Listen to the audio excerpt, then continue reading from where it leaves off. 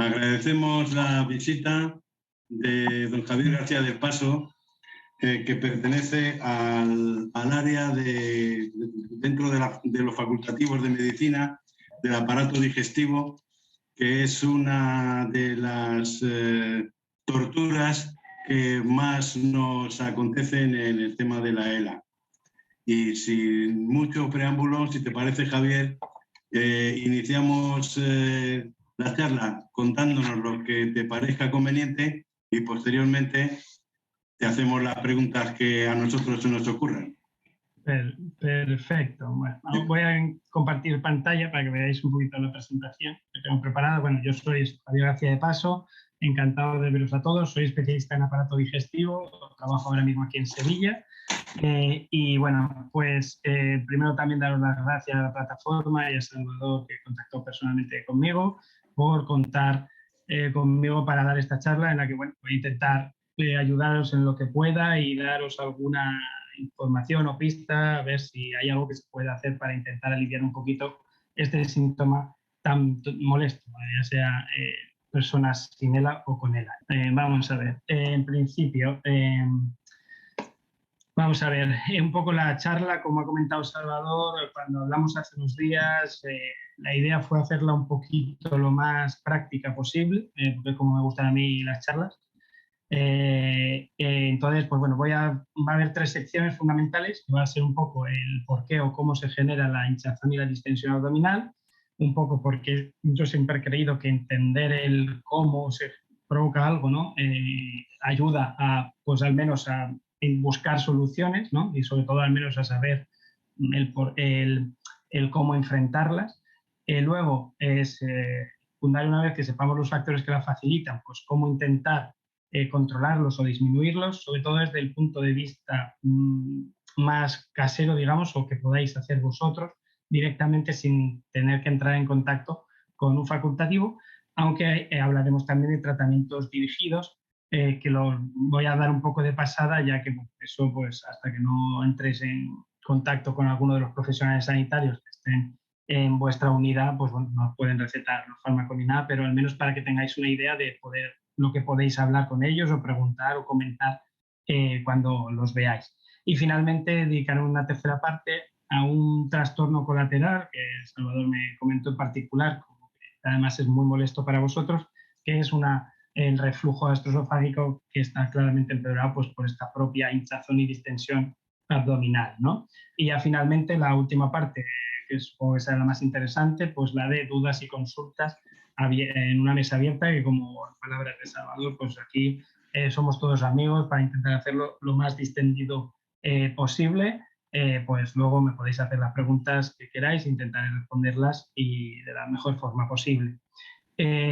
Antes de empezar también dar un pequeño homenaje a la doctora Barba Orozco, que es una compañera del Hospital Clínic, que es de donde son esas dos imágenes de reconstrucción de una persona sin distensión y otra persona con distensión abdominal, donde veis que el gas abdominal es mucho más, está peor distribuido. Y bueno, esta compañera es como el referente de los estudios que se han hecho en España y la compañera que más, digamos, sabe sobre distensión y hinchazón abdominal, que fue con la que compartí cartel en el Congreso Andaluz, dando la sesión de distensión, por la que Salvador contactó conmigo. Entonces, un pequeño homenaje a ella porque es una excelente profesional.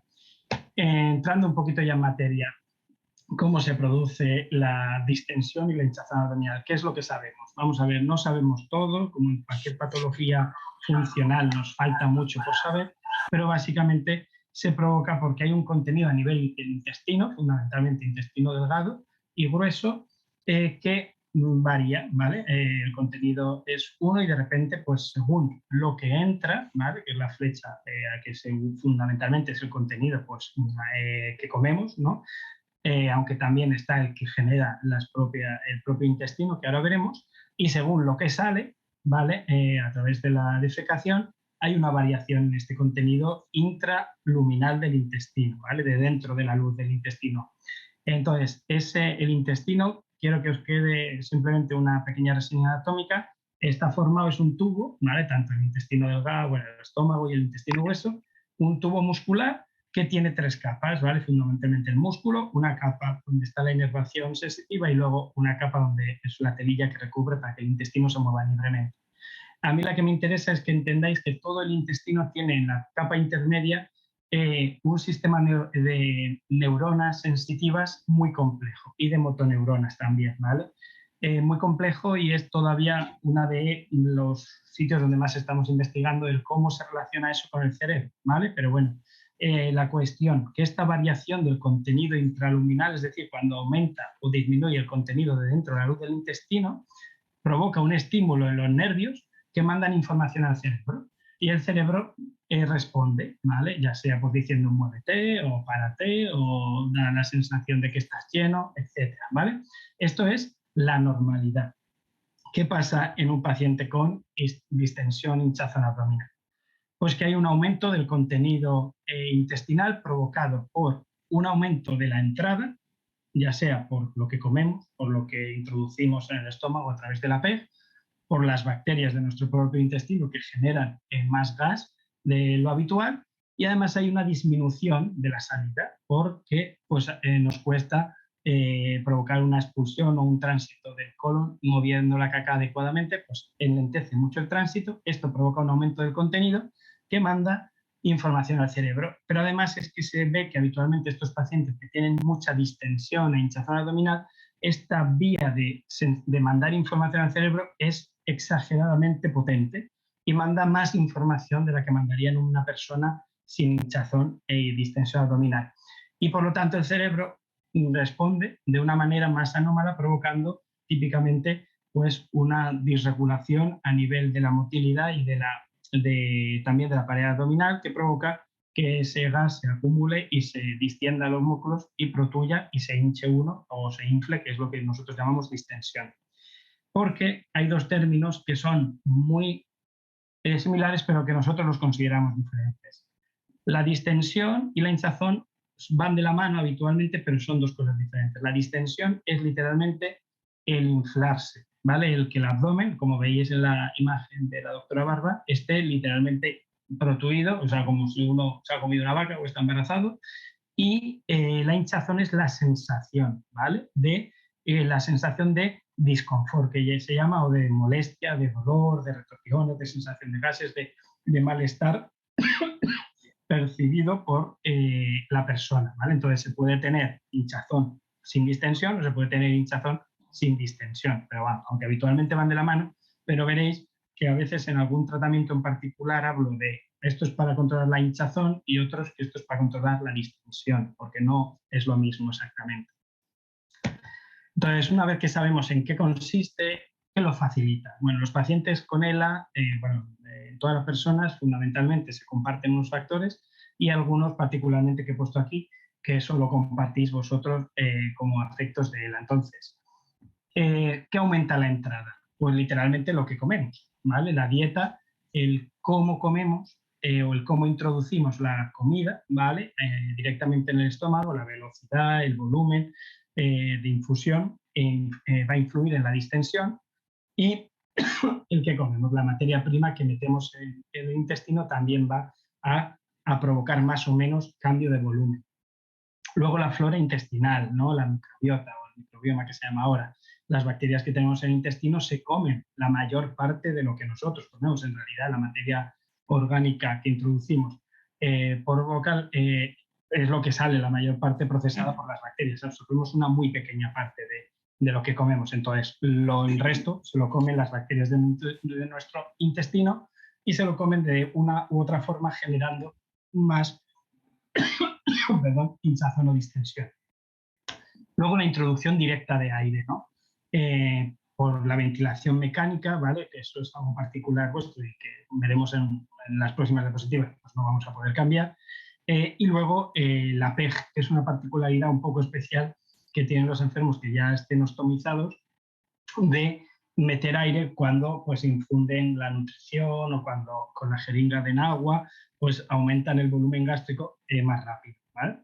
Luego, la disminución de la expulsión, la sedestación, ¿no? Inevitable del paciente con ELA, pues provoca una inevitable tendencia a acumular que aumente el volumen por acúmulo, por no se mueve. El mayor factor que estimula el tránsito del intestino de lo que comemos es la movilidad, ¿vale? Evitar el sedentarismo. Entonces, obviamente, al estar sedentado la mayor parte del tiempo, y sobre todo en las fases finales de la enfermedad, pues provoca un parón de un acúmulo de gas, que se ve también en un tránsito colónico lento, que si ya se tenía antes del desarrollo de la enfermedad, pues empeora con la propia enfermedad. Luego existe una dificultad pura de la fase de la expulsión, ¿vale? Tanto en la defecación, porque no haya prensa abdominal, porque no haya una buena relajación o compresión del recto para expulsar el contenido, o que el contenido tenga una determinada forma que nos dificulte expulsarlo porque está muy seco, digamos, o muy duro de todo el tránsito colónico lento. Y luego alteraciones particulares del sistema nervioso autónomo, que estos habitualmente se desarrollan en fases un poquito más avanzadas de la enfermedad, donde, digamos, esa respuesta del cerebro que os ponía en el ejemplo, en el esquema, está como muy alterada, ¿no? Y provoca una disregulación, una alteración, una malfunción de la información que el cerebro manda a todo, ¿no? Pues al tubo digestivo, a la vascularización, que es por lo que cuando hablé con Salvador me comentaba que por qué se quedan las manos frías o los pies fríos cuando uno está comiendo o cuando se pone la nutrición, pues porque hay una alteración de la regulación que controla la vascularización periférica y es excesivamente la constricción, o sea, el comprimir las arterias y no llega tanta sangre a las extremidades y se concentra todo más a nivel intestinal o gástrico, por así decirlo. Y luego, finalmente, el aumento de la sensibilidad. Hay personas que tienen una sensibilidad visceral mucho más elevada que otras. Esto yo lo explico siempre con la teoría del vaso de Coca-Cola. Hay gente que conoceréis que se toma un vaso de Coca-Cola y nota que está muy hinchada, y gente que se bebe 2 litros de Coca-Cola y no nota nada. El gas del que se ha bebido 2 litros de Coca-Cola es mucho mayor que el gas del que se ha bebido un vaso de Coca-Cola, pero lo percibe mucho más el vaso, ¿no? Entonces, los pacientes con ELA parece que también acaban teniendo una hiperalgesia visceral, que es decir, que mandan demasiada información al cerebro, ¿no? E incluso la propia distensión y la propia hinchazón a lo largo del tiempo va provocando una hiperreactividad, es decir, el cerebro cada vez va prestando más atención a esa alteración de la sensibilidad. Entonces, pues bueno, esto también es otro factor que lo facilita. Visto un poco todos los factores facilitadores de la hinchazón y la distensión abdominal, ¿cómo mejorarlas? Bueno, vamos a ver. La hinchazón y la distensión abdominal es el factor funcional, digestivo, más difícil de tratar en cualquier tipo de persona, en cualquier tipo de paciente, ¿vale? Es una patología multifactorial, es una patología que no tiene una única causa, que no conocemos bien del todo, entonces pues siempre nos cuesta. Pero bueno, se pueden hacer cosas y hay que ser optimista en que podemos mejorar, seguro. ¿Cómo? Pues actuando al menos sobre los factores facilitadores, que alguno habrá que estemos o que nos esté alterando esta distensión y la hinchazón. Y luego también con tratamientos dirigidos, ¿vale? Lo que os he comentado antes, los tratamientos los vamos a pasar un poco por encima, simplemente que los oigáis para comentarlo con vuestro profesional sanitario cuando estéis en contacto en la consulta o cuando vayáis a la unidad, si tenéis una unidad de referencia de ELA, pues ahí es el momento y el foro de poder hablar sobre este tipo de tratamientos. Entrando en particular, ¿cómo cambiamos o cómo controlamos el aumento de la entrada que provoca la dieta? Vamos a ver, la dieta fundamentalmente que más fermenta, es decir, que más genera gas en el estómago, en el intestino, es la fibra, porque lentece mucho el vaciamiento del estómago, por eso todos los herbívoros son rumiantes, entonces una dieta muy alta en fibra va a provocar que el estómago se vacíe muy lento. Entonces, si ya tenemos un vaciamiento lento por esa alteración del sistema nervioso autónomo que os comentaba y lo hinchamos a fibra, para intentar ir al baño no vamos a conseguir seguramente ir al baño y vamos a empeorar mucho la sensación de plenitud, de hinchazón a nivel gástrico. Y luego, fundamentalmente, los azúcares, ¿vale? Son los grandes fermentadores. Todo el mundo entiende que cuando se hincha gominolas, pues tiene más gases. También cuando se hincha frutos secos. ¿Por qué? Porque los frutos secos fundamentalmente son fibra y además por la forma en cómo los comemos, ¿vale? Esto las personas que todavía están realizando dieta oral. Ahora veremos un poco la particularidad de las personas que ya solo hacen nutrición enteral por la gastrostomía, por la PEG. Un poco lo que quiero es que entendáis que podéis modificar, los compañeros que todavía estéis alimentándoos por boca, pues la dieta que hacéis, y seguramente notéis que estáis menos hinchados, por supuesto, pues por las bebidas gaseosas, ¿no? Y todo eso, pues, lógico, pero bueno, fundamentalmente sería un poco la fibra y el azúcar dentro de lo que uno no se imagina, ¿vale? Entonces, para que tengáis una idea un poco de, oye, cuánta fibra tiene esto, cuánto azúcar tiene aquello, cuánto tiene los alimentos, hay una base, vamos, por el Ministerio de Consumo, que se llama la base BEPCA, que es la base de datos de composición por alimentos. Tiene todos los alimentos, o casi todos los alimentos que se consumen, controlados, y te dice, por 100 gramos de aceite, pues aportas 0 gramos de fibra, ¿no? Pues tal. Entonces va tratando todos los alimentos para que más o menos os digáis, oye, esto tiene mucha fibra, pues lo podéis mirar ahí. Oye, esto tiene mucho azúcar, pues lo podéis mirar ahí. Básicamente parece una dieta un poco libre, que se llama, es decir, pues modificarla un poco vosotros según vuestras particularidades de lo que estéis comiendo, de lo que os guste un poco y un poco para que lo entendáis, ¿vale?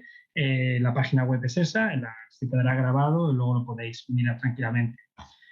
Pero luego, además, dentro de la dieta hay algunas dietas ya particulares, ¿no? La dieta más específica para la distensión y la hinchazón abdominal es la dieta baja en FODMAPs, que se llama. Es una dieta que solo se hace las personas que todavía tengan alimentación por boca, pero bueno, que podéis valorar al principio. Si ya tenéis hinchazón, distensión abdominal y empezáis a tener más todavía, pues bueno, podéis valorarlo todavía mientras hagáis alimentación por boca. Eso sí, la dieta FODMAPs, aunque os pongo un enlace de la Asociación Española de Gastroenterología, donde hay un PDF que os explica en qué consiste la dieta y más o menos una dieta base, siempre os la recomiendo que os la realicéis con un nutricionista dietista, ¿vale? Es una dieta inicialmente restrictiva, quita muchos productos, porque no solo fermenta la fibra y el azúcar, fermenta muchísimas cosas, generan gas en el intestino muchísimas cosas, y entonces pues es una dieta muy compleja. Pero bueno, que sepáis que puede existir al principio de la enfermedad una opción a los compañeros que todavía estáis comiendo por boca, pues de poderla hacer y de poder adaptar lo que estáis comiendo para generar muchísimo menos gas. Luego el agua. No que haya que beber agua, que por supuesto hay que beber mucha agua para que ahora veremos mejorar la expulsión y el tránsito colónico, sino cómo bebemos este agua o cómo introducimos este agua a través de la PEG, ¿vale? El agua libre, la consulta nuestra típicamente el paciente nos dice, es que bebo un vaso de agua y me hincho, ¿vale? ¿Por qué? Porque estamos hablando de cambios de volumen. Si os acordáis al principio os he dicho, el cambio de volumen es lo que provoca el gatillo de la hinchazón y la distensión. Entonces, da igual que sea de agua o de líquido. En el intestino tenemos gas, que es lo típico que uno dice, tengo gases, pero también volumen. Si uno se hincha muy rápido, aunque sea una cantidad pequeña de agua, un vaso, que son 250 mililitros de agua, de golpe, ¿vale? Y tiene un intestino que se mueve muy lento, que además es muy sensible al cambio de volumen, va a lanzar el reflejo anómalo y va a provocar una tendencia a una crisis de distensión e hinchazón. Entonces, el agua, que es muy importante beberla, debe ser bebida muy lentamente. Y cuando la utilicéis por PEG, si ponéis agua libre, no solo porque habrá compañeros, supongo que el agua la den libre también, no deis de golpe, no metáis una jeringa de 250 mililitros, ¿vale? Porque eso va a provocar una distensión en el estómago que va a hacer que enlentezca mucho el tránsito. Entonces hay que infundirla tranquilamente, ¿vale? Hay que beber unos 2 litros de agua, pero lentamente, poquito a poco, a trozos, a intervalos de 10 minutillos, pues un poquito, 50 mililitros, ¿vale? Para ver, según un poco la tolerancia de cada uno, para intentar que el estómago y el intestino pueda ir adaptándose poco a poco a ese volumen que estáis infundiendo, pero sin provocar el estímulo del reflejo que desencadena toda la distensión. Finalmente, los compañeros que solo hagan nutrición por vía PEG, pues bueno, no queda otra que hablar con los que creo que tuvisteis una charla, hace unas 3 o 4 charlas, por lo que me mandó Salvador, puramente de nutrición. Pues obviamente los compañeros de endocrino y de los servicios de nutrición saben mucho más que yo respecto a esto. Lo que sí que os daría un poco la idea es de que hay muchas formulaciones que yo sepa y que bueno, se puede buscar la que mejor se adapte a vosotros o el ritmo de infusión que mejor se adapte. No todo el mundo va a tolerar igual la nutrición enteral por PEG. Habrá gente que le guste igual ponerse un poco volumen, pero más veces a lo largo del tiempo. Habrá otros que les gustará el gota a gota, habrá otros que tolerarán mejor, ¿no? Pues eso es algo absolutamente individual. Lo que yo creo que sí que es importante es que tengáis una buena comunicación con el servicio de nutrición que se esté encargando de vuestra nutrición enteral, no solo para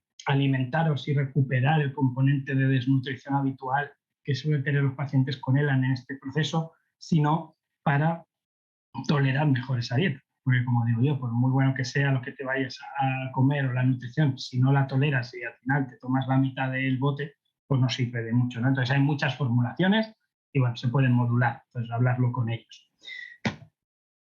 Pasando al siguiente factor que aumenta la entrada del volumen, que es la flora intestinal. Vamos a ver, la dieta, volviendo un poquito al anterior, influye en lo que comemos. Por eso la dieta FODMAPs, que es una dieta, como os decía, que quita todo lo fermentable, deja de dar gasolina a este tipo de bacterias fermentadoras. Si uno deja de comer azúcares, las bacterias que más les gusta el azúcar van a empezar a disminuir en el intestino y van a ser reemplazadas por bacterias menos fermentadoras que son capaces de vivir en un intestino que come menos azúcar, por poner un ejemplo. Entonces, la dieta influye, ¿no? ¿Qué es el problema de las dietas también un poco por nutrición enteral farmacológicas? Que suelen tener componentes habitualmente con mucho azúcar y que eso facilita pues, que crezcan un poco las bacterias que más fermentan. Pero bueno, podéis modificar la dieta para disminuir o cambiar la flora bacteriana según lo que hemos hablado antes. Y luego podéis utilizar probióticos. Eso los podéis comprar vosotros en la farmacia porque no necesitan receta, porque lo bueno de los probióticos es que no tiene ningún perjuicio. Para que un fármaco, o sea, para que un producto sea considerado como probiótico, ¿vale? Según la Organización Mundial de la Salud, debe estar demostrado dos cosas. Primero, que lo tomas por boca o por la PEG y que sale en mayor cantidad por las heces y que además no genera ningún perjuicio en el organismo, solo beneficios, ¿vale? O nada, pero al menos perjuicio no. Por lo tanto, son completamente seguros y se pueden tomar en cualquier momento, independientemente de la fase de la enfermedad. Hay millones, porque millones son las bacterias, los tipos de bacterias que tenemos en el intestino, pero fundamentalmente los que más estudios tienen sobre hinchazón, distensión y dolor abdominal son estas dos familias, las bifidobacterium y los lactobacillus. Dentro de las familias están las especies, que son las letras en minúscula, que son esas 7 subespecies. Esas 7 son las que deberíais buscar, ¿vale? Entonces, ¿cómo se compra un probiótico en la farmacia? Como no quiero poner nombre porque hay 8.000 y depende me da igual, de esas 7 cepas o de esas 7 familias, debéis simplemente buscar un probiótico que lo tenga. Vais a la farmacia, un probiótico que contenga tal, os lo busca y os da el que más os guste de olor, sabor o precio, o toma, ¿vale? Porque hay algunos que se toman como cápsulas, otros que son como jarabes, otros que son como polvitos que se disuelven en agua, entonces también los compañeros que tengáis una PEG, pues bueno, lo podéis valorar. Entonces, el que mejor se adapte a vosotros la toma y luego cualquiera de esas 7 familias. Entre ellos no hay diferencia, ¿vale? Puede haber probióticos que sean de una sola bacteria, pues Bifidobacterium longum 138, pues es la cepa, pues es esta. O hay algunos que son multicepa. Cuando son multicepa, lo único que tenéis es decir, que tienen varias bacterias. Lo que tenéis que buscar es que el que más bacterias tenga o las bacterias que más abunden dentro de ese probiótico sean una de estas 7 tipos, ¿vale? Eso sí, también saber que los probióticos se deben mantener en el tiempo. En este caso, no es un probiótico para evitar una diarrea por antibióticos, que se toma el tiempo de los antibióticos. Hay que mantenerlo mínimo un mes y seguramente igual incluso 2 o 3 o todo el proceso, ¿vale? Por eso también os digo que busquéis un probiótico que se adapte bien a vosotros, porque seguramente si notáis mejoría, lo mejor es que lo mantengáis. También si pasado 2 meses o 2 meses y medio no habéis notado mucha mejoría, pues o cambiéis de probiótico o dejar de tomar probióticos porque está claro que no estáis respondiendo, ¿vale? Hay que esperar un poco, más de un mes, pero tampoco, si no ha hecho efecto, no os notáis mejor a los 3 meses, tampoco hace falta que os sigáis gastando los dineros en probióticos porque no estáis respondiendo, porque no todo el mundo responde a lo mismo por esa multifactoriedad que os comentaba antes. Y luego hay una cosa en particular que voy a comentar rápido, que es que existe terapia antibiótica que a veces nosotros mandamos fundamentalmente para las personas con hinchazón, distensión y con sobrecrecimiento bacteriano. Esto es que hay un acúmulo de bacterias que fermentan, nosotros damos un antibiótico que no mata, sino que modula, controla un poquito estas bacterias y deja que las bacterias buenas o menos molestas crezcan. Este antibiótico clásicamente es la rifaximina, es el que mejor perfil tiene tanto de seguridad como de acción. El único problema de la rifaximina es que es solo por vía oral, son pastillas y no se pueden machacar. Que yo sepa, antiguamente había en líquido, que ya no hay en jarabe, pero creo que en algún hospital siguen haciendo fórmulas magistrales de rifaximina. Podéis preguntar a la farmacia hospitalaria de vuestro hospital si la hace. ¿Vale? La farmacia hospitalaria no es nada más que una farmacia, pero que está dentro del hospital y hace determinadas fórmulas magistrales que no hacen en las farmacias de, vuestra, de vuestro barrio. ¿Vale? Entonces, si no lo habéis visto nunca, pues preguntad dónde está la farmacia hospitalaria, aprovechando alguna visita que tengáis al hospital, o sea, a la unidad de nutrición o que tengáis que ir al neurólogo o lo que sea, pues aprovecháis en el hospital y preguntáis, ¿aquí hay farmacia hospitalaria? ¿Vais? Y podéis preguntar, mire, perdón, ¿aquí hacen fórmulas magistrales de rifaximina? Si os dicen que sí, pues probadla, ¿vale? La dosis que solemos usar es esa, habitualmente de 7 a 15 días cada mes y se repite cada mes. Esto sería como un probiótico pero ¿no? Un probiótico un poquito más potente para controlar. Lo bueno de la rifaximina, que no se absorbe, por lo tanto no tiene casi efecto orgánico, no va a influir en ningún otro tratamiento que estéis tomando y no genera tampoco, en principio, ningún efecto secundario perjudicial. Pero bueno, pues lo podéis valorar. Los que estéis todavía por vía oral y podáis tragar pastillas, pues también lo podéis comentar con vuestro médico de atención primaria o vuestro médico referente de la unidad. Una particularidad de los pacientes con ELA es la introducción directa del aire en el tubo digestivo. La introducción directa del aire se va a provocar fundamentalmente por dos mecanismos. Por la ventilación mecánica, sobre la que no vamos a poder actuar, y los pacientes que ya estén conectados a una ventilación mecánica no invasiva, pues van a introducir parte del aire que les introduce la mascarilla cuando es no invasiva hacia los pulmones, pues va a pasar hacia el estómago, ¿vale? A través del esófago. Ese aire, obviamente, pues va a provocar una distensión gástrica, sobre todo fundamentalmente, que no se va a poder cambiar, porque eso no podemos actuar sobre eso. Y luego los pacientes con sonda PEG. Vamos a ver, los pacientes con sonda PEG, lo que decíamos, la nutrición o el agua es mejor fundamentalmente que la introduzcáis muy lenta, ¿vale?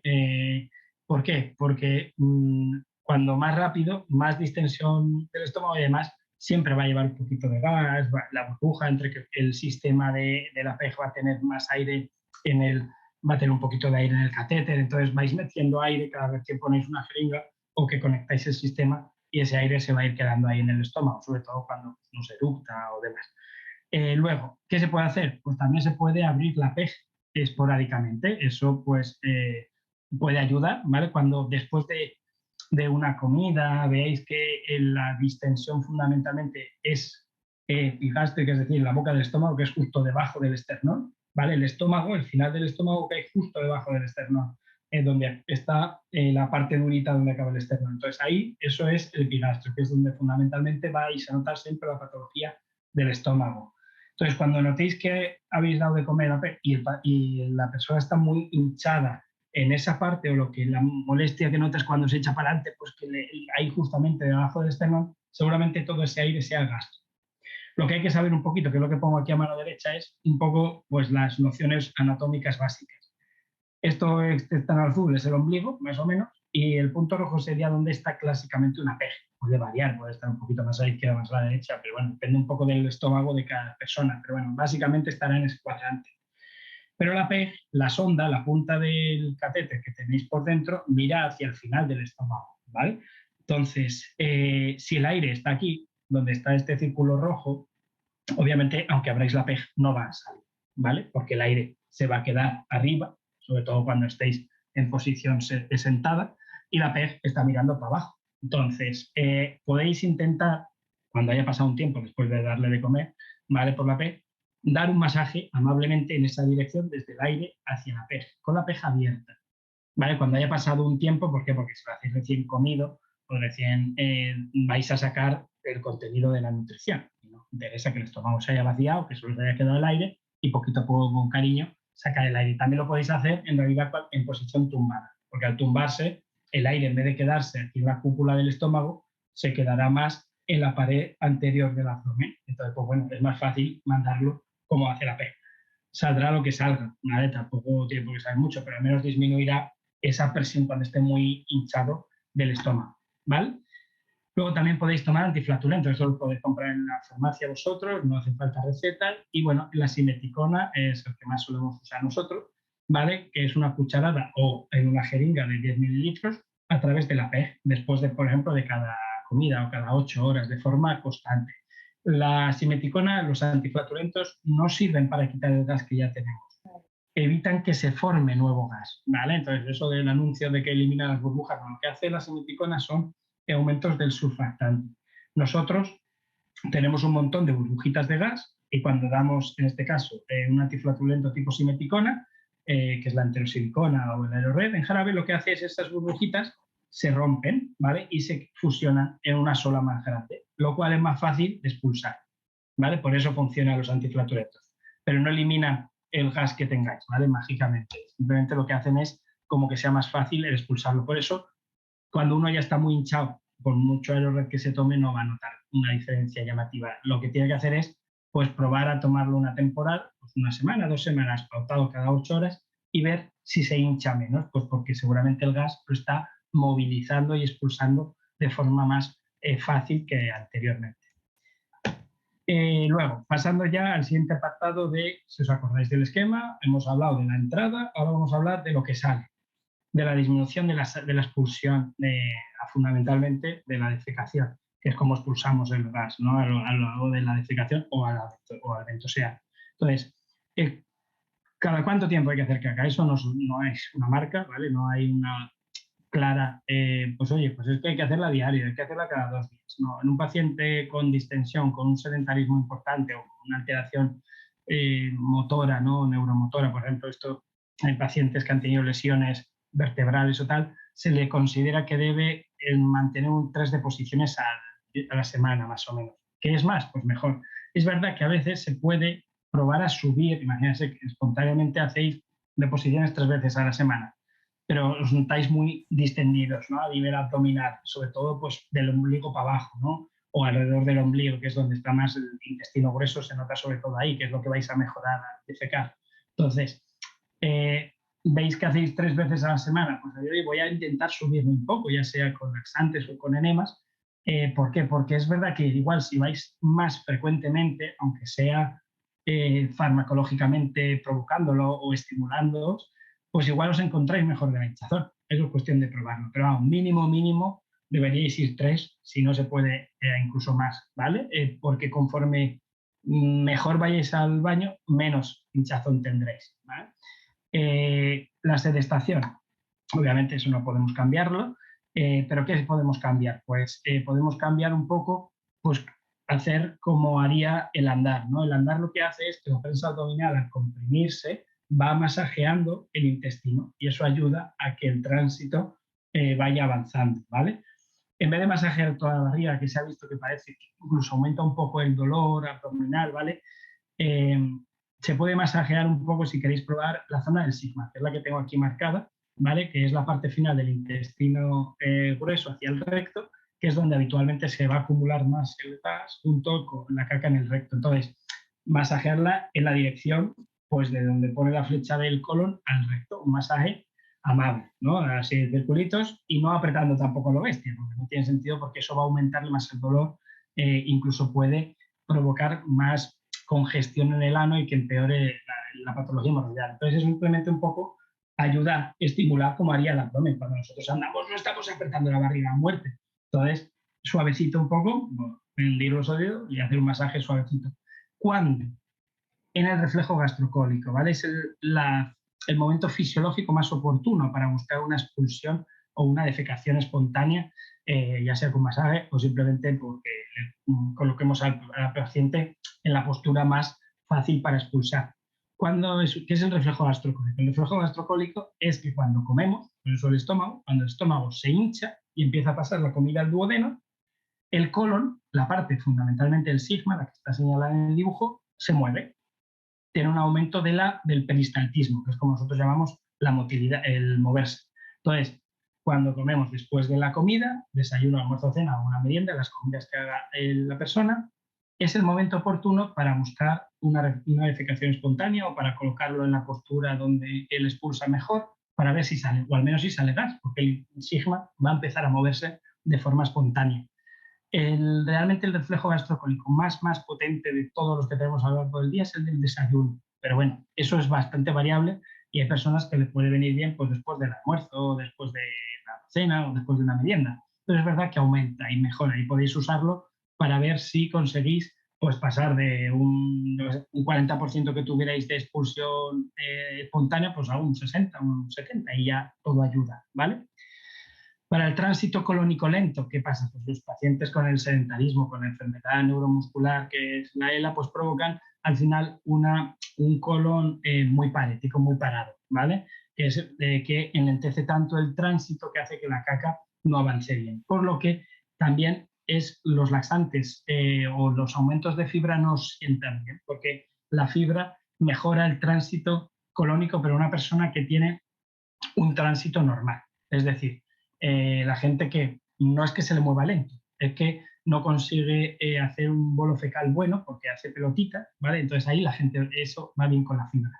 Pero en el caso de la ELA, la fibra os va a sentar regular. Entonces, lo que debéis tomar para aumentar el tránsito colónico son laxantes, sobre todo de tipo osmótico, ¿vale?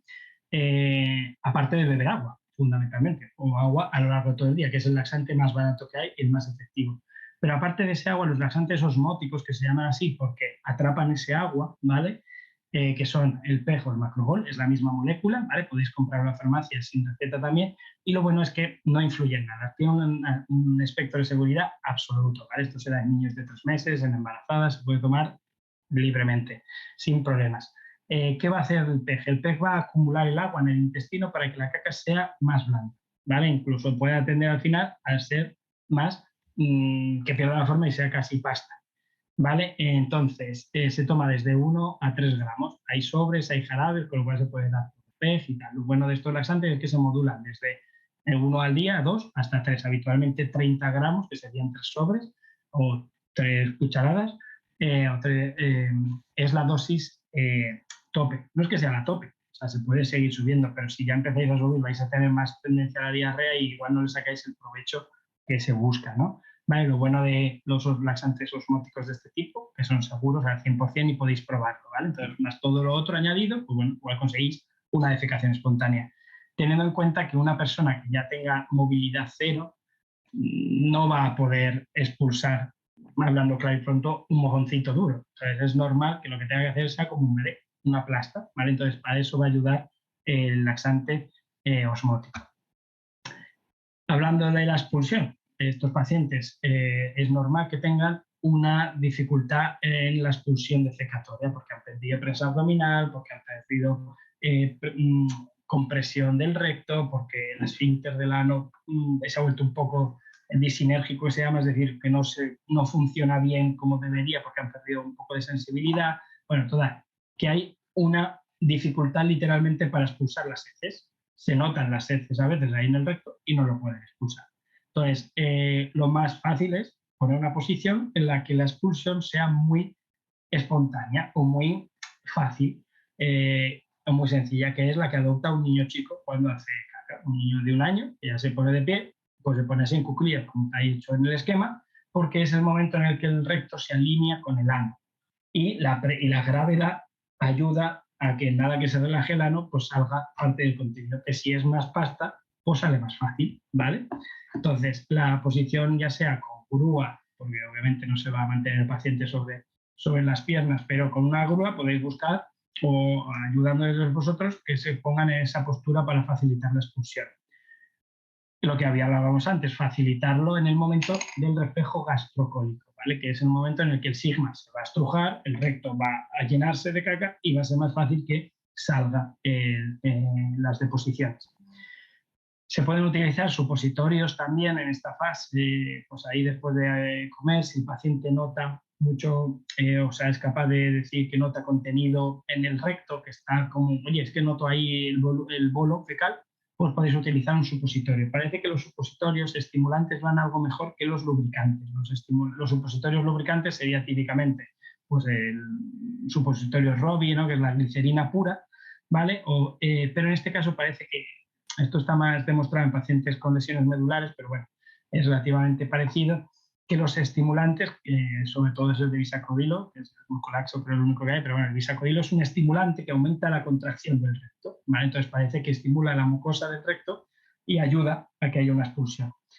Luego también existen los sistemas de irrigación, ¿vale? Esto, el Peristin, que no sé si algunos los conocéis, os los habrán comentado igual, estos son como una especie de infusores, como si fuera un enema, pero que se pone uno mismo o con el familiar, ¿vale? Que es como un taponcito, un globito que se hincha por dentro del ano, irriga una cantidad de volumen según lo que le note el paciente y luego se deshincha. Y eso ayuda a arrastrar más deposiciones que un enema básico, ¿vale? Porque la irrigación es más lenta, entonces van llegando más arriba.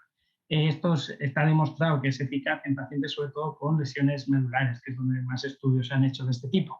Pero bueno, podéis preguntarlo, lo único que esto sí que necesita que yo sepa supervisión, que os enseñen a usarlo, y pues podéis preguntarlo si a pesar de todo seguís teniendo un problema a la expulsión, el tema de los sistemas de irrigación, ¿vale? Que casi sería más cómodo que los enemas, ¿vale? Aunque sería un poco lo similar, pero el Peristin, por lo que cuentan los pacientes, se tolera mejor.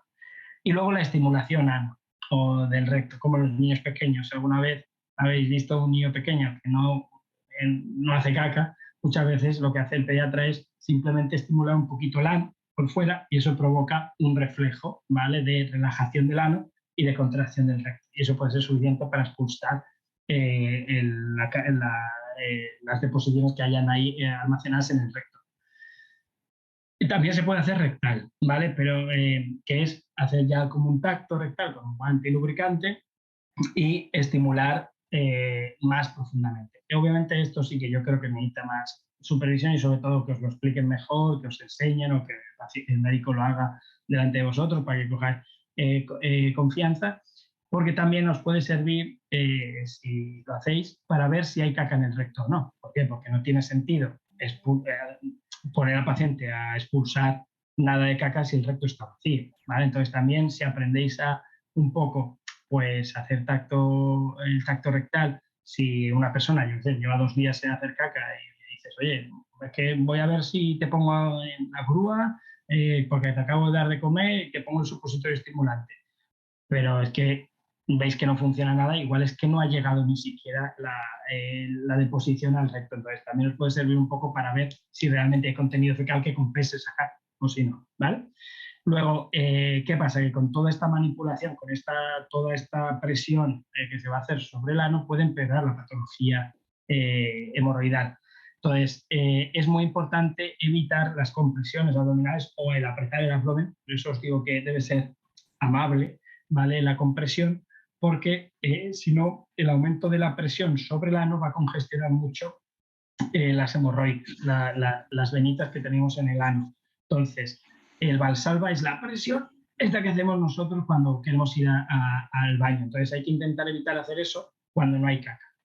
Hay que expulsar. Si no hay caca en el recto, ya puedes apretar lo que quieras que no va a salir nada. Por eso hay que también tener un equilibrio entre, pues, si el paciente no tiene sensibilidad, pues igual a veces compensa hacer un poco el tacto rectal para confirmar si hay caca o no y entonces pues buscar una expulsión. Porque si no hay, pues hoy no toca. Ya subiremos laxantes o haremos más masaje o ya iremos viendo cómo conseguimos o habrá que poner un enema o tal, pero bueno, poquito a poco. Luego, si hay patología hemorroidal, podéis dar también masaje descongestionante, que es parecido al que he dicho cuando os aséis al paciente, pues un poquito un masajito en el lateral, cuando esté de ladito, pues en el ano, un poco para descongestionar, igual que hacéis con una variz que tengáis en la pierna. Cuando la hemorroide está hinchada es porque es una vena que se ha ingurgitado, se ha acumulado sangre ahí. Entonces, si amablemente le dais un masajito a la hemorroide, veréis que se deshincha, ¿vale? Luego también podéis utilizar un flebotónico, que son fármacos fundamentalmente que no necesitan receta de mar, que lo que hacen es comprimir las venas, o entre comillas, hacer que la pared de la vena sea un poco más fuerte y disminuye ese acúmulo de sangre, ¿vale? Las más famosas o las más clásicas son el Daflón y el Vinosmin, pero bueno, ahora hay más modernas, que es el Predicin y el Triade H, que yo son los que suelo recomendar más para la gente que tiene patología hemorroidal congestiva, ¿vale? Que les puede ayudar a que se disminuyan, a que no estén tan ingurgitadas, tan hinchadas y que les moleste, ¿vale? Con lo cual, además, si no les molesta, pues más fácil también que haya una defecación, porque hay un momento donde la propia hemorroide impide que uno haga caca, porque está tan congestionado que por ahí no sale nada. Y luego también podéis dar un tratamiento local de pomada, aunque yo os recomendaría que fuera siempre sin corticoides, ¿vale? Porque los corticoides van a atrofiar más la piel a largo plazo y os van a provocar más picor y escozón. Entonces, pues ahí os pongo las 4 que yo suelo utilizar, ¿vale? Hay muchísimas en el mercado, pero siempre y cuando vayáis a la farmacia, que sea sin corticoides, ¿vale? Yo creo que es lo bueno. Al ser sin corticoides la podéis dar como si son 14 veces al día, ¿vale? Los podéis usar todo el tiempo que queráis. Habitualmente lo que llevan son vitaminas, antioxidantes naturales para disminuir un poco la irritación y también habitualmente llevan ácido hialurónico por si hay alguna fisurita y tal, ¿vale? Pues ahí os dejo esas 4. Y ya por último, el aumento de la sensibilidad. El aumento de la sensibilidad provoca lo que se llama una hiperalgesia visceral, es decir, que el aumento de volumen, la hinchazón y la distensión duele más. Entonces, el probiótico, como os decía, no solo controla la hinchazón y la distensión, sino también la sensibilidad o el dolor, ¿vale? Entonces podéis probarlo. Y si no, ya probar espasmolíticos, ¿vale? Que es lo mismo, estos son fármacos que debería mandaros vuestro médico, pero el más clásico es el espasmoctil, que es el bromodietilonio, que se lo pongo ahí, que os lo podéis tomar cada 8 horas, o neuromoduladores, que es la mitriptilina.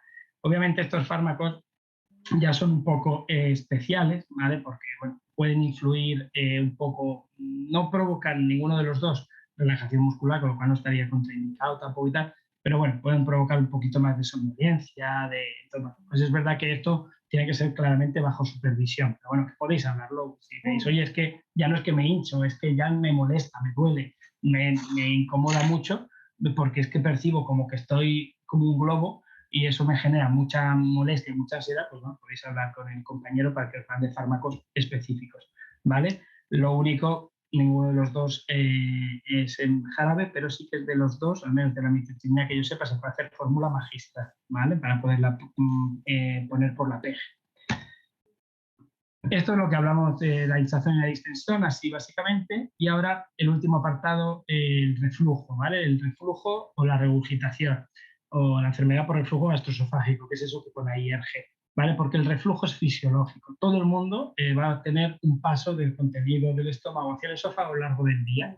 Pero ¿qué pasa? Que este reflujo o esta regurgitación puede ser patológica porque sea mucho más frecuente o más intensa. Entonces, eso es lo que provoca la enfermedad, que se denomina ERG.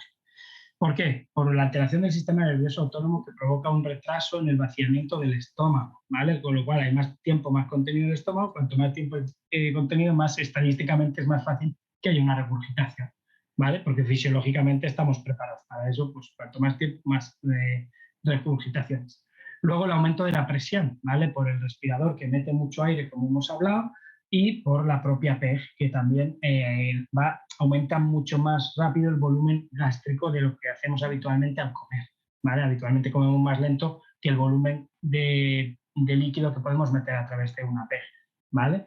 Entonces, el reflujo se provoca porque hay una apertura intermitente del cardias, que es el agujerito que hay, es el agujerito que hay en el diafragma, que sería este agujero azul que hay aquí, y el cardias es el músculo que soporta el cierre para que no refluya del estómago al esófago. ¿Qué pasa? Que la apertura intermitente del cardias es mucho más frecuente en las personas con alteraciones del sistema nervioso autónomo y además cuando hay más presión gástrica, pues claro, a fin de cuentas es una válvula como de un globo. Si uno aprieta el globo, pues más fácil que una de las dos se abra, la de abajo o la de arriba. ¿Qué pasa? Que la de arriba es mucho más débil que la de abajo, ¿vale? Que esto sería lo que llamamos nosotros el pilón.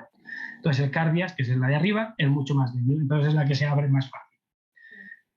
Y luego además, el problema del reflujo es que conforme más reflujo habéis tenido, empezáis a percibir cosas que no son reflujo, ¿vale? Simplemente pero una persona que ha tenido un reflujo y que ha tenido igual alguna crisis de esofagitis y que se ha quemado, entre comillas, el esófago, puede no tener reflujo y notar y percibir como una quemazón que le está subiendo por el esófago, que le llega a la garganta, que le llega a los ojos de la nariz, ¿vale? Porque hay un aumento de la sensibilidad mucosa del esófago que provoca lo que se llama una pirosis funcional, es decir, un ardor sin que haya ácido en el esófago.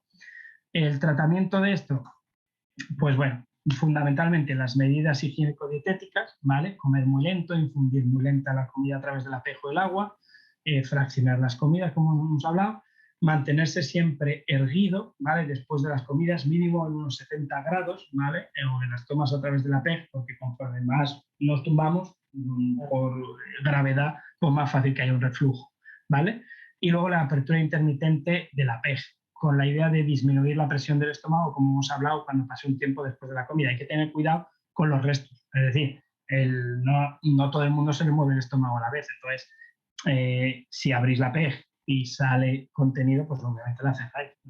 Todavía no es el momento, esperar a que se vacíe el estómago y la abrís después, ¿vale? Cuando no salgan restos, puede salir un poquito, pero que no salga toda la nutrición, ¿vale? Y luego fármacos puros. Podéis tomar los antiácidos. Los antiácidos son el Almax, el Gaviscon, son puramente sustancias químicas que lo que hacen es tamponar el ácido, es decir, controlar que no haya ácido, pero que, digamos, se equilibre el pH para que no sea tan ácido. Esto lo podéis tomar siempre, ¿vale? No hay una contraindicación, hombre, no se puede tomar 25 sobres al día de Almax, pero al menos cada 8 horas, es decir, 3 al día vais a poder tomar siempre. Lo que yo os recomendaría es, si tenéis mucho reflujo, tomarlo pautado, ¿vale? 1 semana, 2 semanas, lo que dure un poco la crisis. Porque es verdad que el reflujo es normal que fluctúe un poco, no va a ser siempre el mismo. Entonces, habitualmente, igual si os tratáis 2 semanas, es suficiente para que luego estar otras 2 más o menos bien, luego otras 2 tomándolo y así no lo tenéis que tomar siempre. Porque es verdad que siempre, todos los días, pues no es que esté muy recomendado. Tampoco es que esté en un paciente con una patología que no tiene un tratamiento al final definitivo contraindicado, porque a fin de cuentas hay que aliviar el síntoma. ¿Qué provoca más síntomas? El reflujo, pues bueno, pues antiácidos todo el día, ¿vale? Lo bueno de los antiácidos directos, que no necesitan receta, los podéis comprar en la farmacia. Luego los protectores gástricos, que sería el omeprazol, toda la familia de los prazoles, a dosis estándar o a dosis doble, si hace falta, que sería pues cada 12 horas o 40 miligramos básicamente. Esto también que os lo recete el médico, ¿vale? Fundamentalmente, aunque también os lo van a dar en la farmacia. Hay tanto formulaciones por boca como en jarabe, ¿vale? O al menos en fórmula magistral los pueden hacer todos. Luego los procinéticos. ¿Qué es un procinético? Un procinético es justamente un fármaco que lo que hace es que el estómago se vacíe más rápido, ¿vale? Si vaciamos más rápido el estómago, menos presión en el estómago, menos presión sobre la válvula, menos reflujo o regurgitaciones. Hay uno en la farmacia que podéis comprar, porque no necesita receta, que es el Iberogás, ¿vale? El Iberogás es una conjunción de varias plantas medicinales que favorecen la digestión, pero sobre todo tiene una molécula farmacológica que es la STW5, que es el procinético. Es un procinético natural. Fundamentalmente está en productos amargos, por eso el Iberogás sabe amargo. Entonces, es líquido, con lo cual además también se puede dar por la sonda, PEG, y serían 20 gotitas unos 20-30 minutos antes de la comida o de la toma, para que vaya haciendo efecto, ¿vale? Se puede tomar 3 veces al día o incluso cada 4 según la toma. Entonces, esto es lo bueno, que lo podéis probar sin receta. Si veis que va bien o que pues, seguís teniendo mucha hinchazón o que tenéis mucha sensación de plenitud, es decir, de estar muy lleno después de comer o de la infusión de la PEG, pues podéis utilizar ya otros fármacos, domperidona o incluso eritromicina, que es el procinético más potente, pero obviamente estos son siempre con indicación por un facultativo, por un médico, ¿vale? Porque sí que, bueno, estos son fármacos y tienen algunas condiciones especiales que hay que ver persona a persona, pero bueno, que hay algo más que aportar. Y luego puramente los neuromoduladores, otra vez, lo mismo para cuando notéis que tenéis una pirosis funcional. ¿Cuándo podéis notar que tenéis más sensación que reflujo? Pues cuando sea solamente una sensación de ardor y no acompañada de algo que regurgitéis, cuando no suba contenido, sino solo sea, es que me está quemando todo, y sobre todo cuando ya tengáis síntomas un poco más raros, es que además me queman los ojos, me quema la nariz, me sale por las orejas, que son expresiones y sensaciones que se pueden llegar a tener incluso con un reflujo funcional potente, ¿vale? Entonces eso va a enfocar más a que sea una pirosis funcional, que se llama.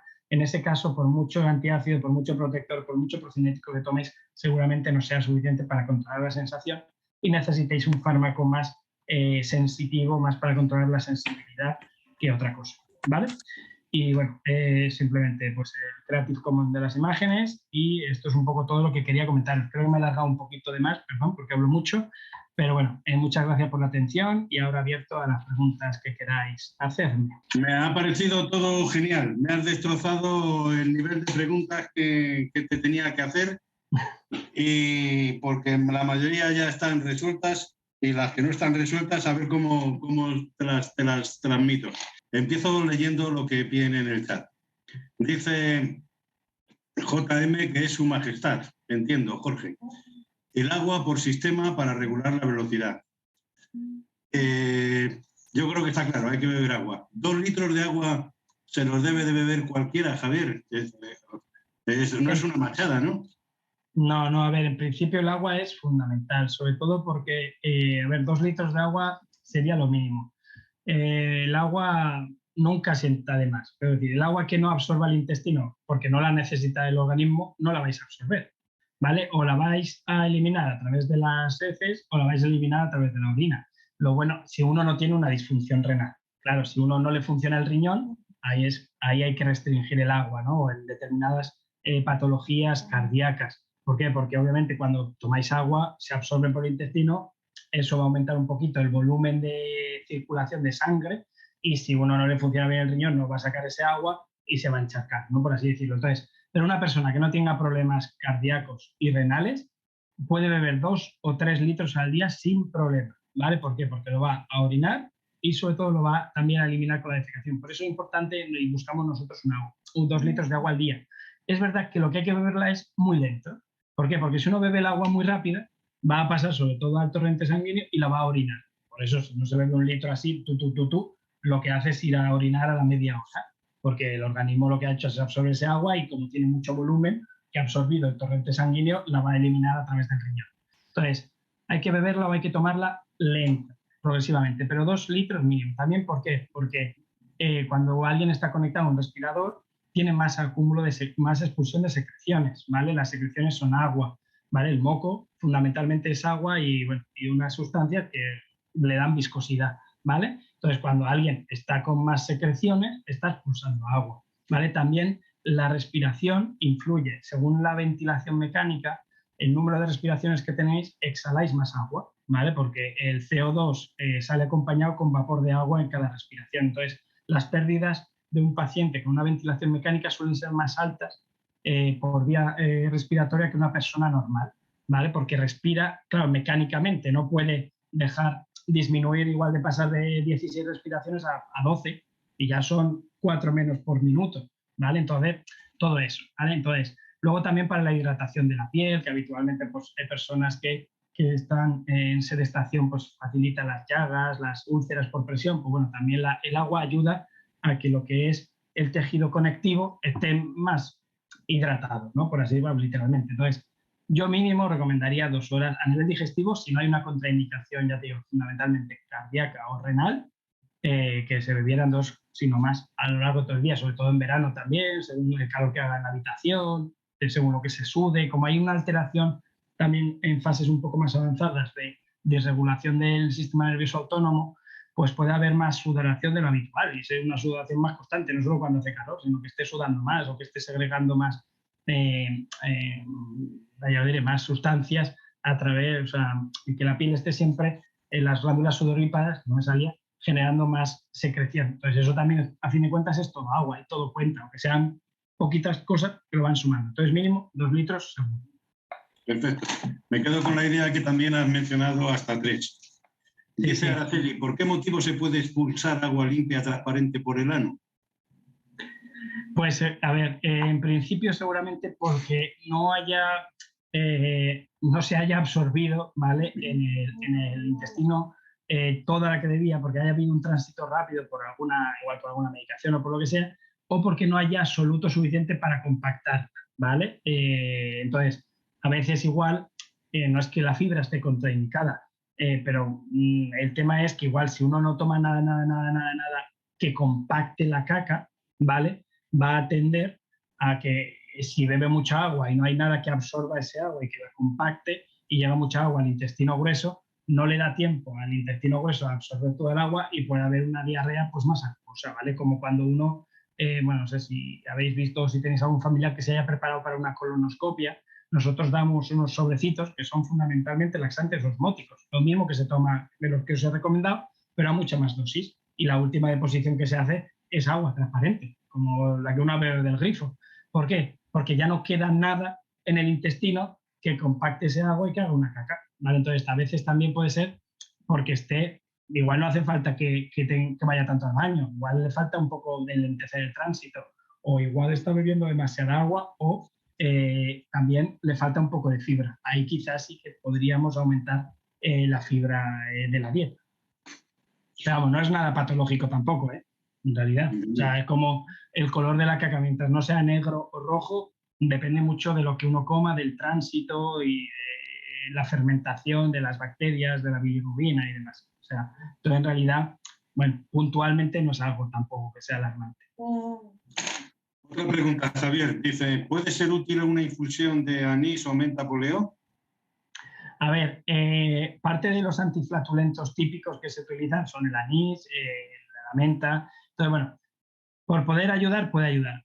Demostrado en sí no está a nivel científico. Entonces, pues bueno, es verdad que clásicamente, pues yo casi, si vas a tomar anís, me tomaba ya la simeticona, que sería la enterosilicona de red, que a fin de cuentas busca lo mismo y sí que tiene al menos estudios un poco detrás de la actividad o de cómo funciona, ¿no? Entonces, si vas a, vamos, que te gusta el anís y te gusta la menta poleo, perfecto, pues al menos bebes líquido con la menta poleo, ¿vale? Pero es verdad que para buscar un efecto antiflatulento, casi yo ya me pautaba un antiflatulento farmacológico tipo simeticona. Aunque la simeticona no deja de ser una sustancia química que no se absorbe, que lo que hace es romper las burbujas, como he hablado. O sea, es un efecto mecánico en realidad lo que hace la simeticona. Muy bien, entendido. Dice Maricruz, yo padezco reflujo y tomo cidine. ¿Pueden tomarlo los demás? Creo que quiere decir. Vale, a ver, si he puesto la domperidona, ¿vale? La domperidona sería, hay tres procinéticos básicos, la domperidona, el cidine, que es la cinitaprida, y el levogastrol, que es la levosulpiride.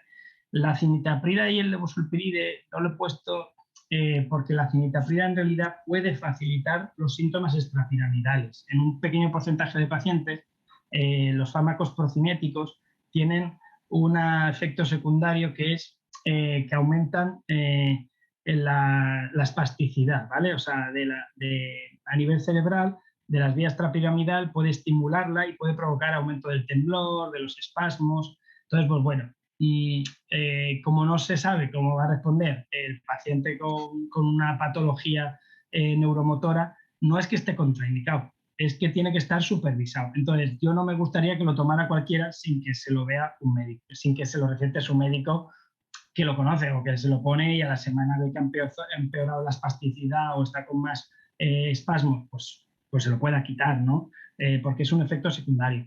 Es un buen procinético, o sea, eso es como la domperidona. A fin de cuentas va a buscar el mismo efecto y bueno, si se lo manda el médico lo podrían tomar sin ningún problema. He puesto el Iberogaz un poco porque lo bueno es que no tiene contraindicaciones directas, ¿vale? Es verdad que puede ser menos potente que un procinético farmacológico de los tres tipos que te he dicho.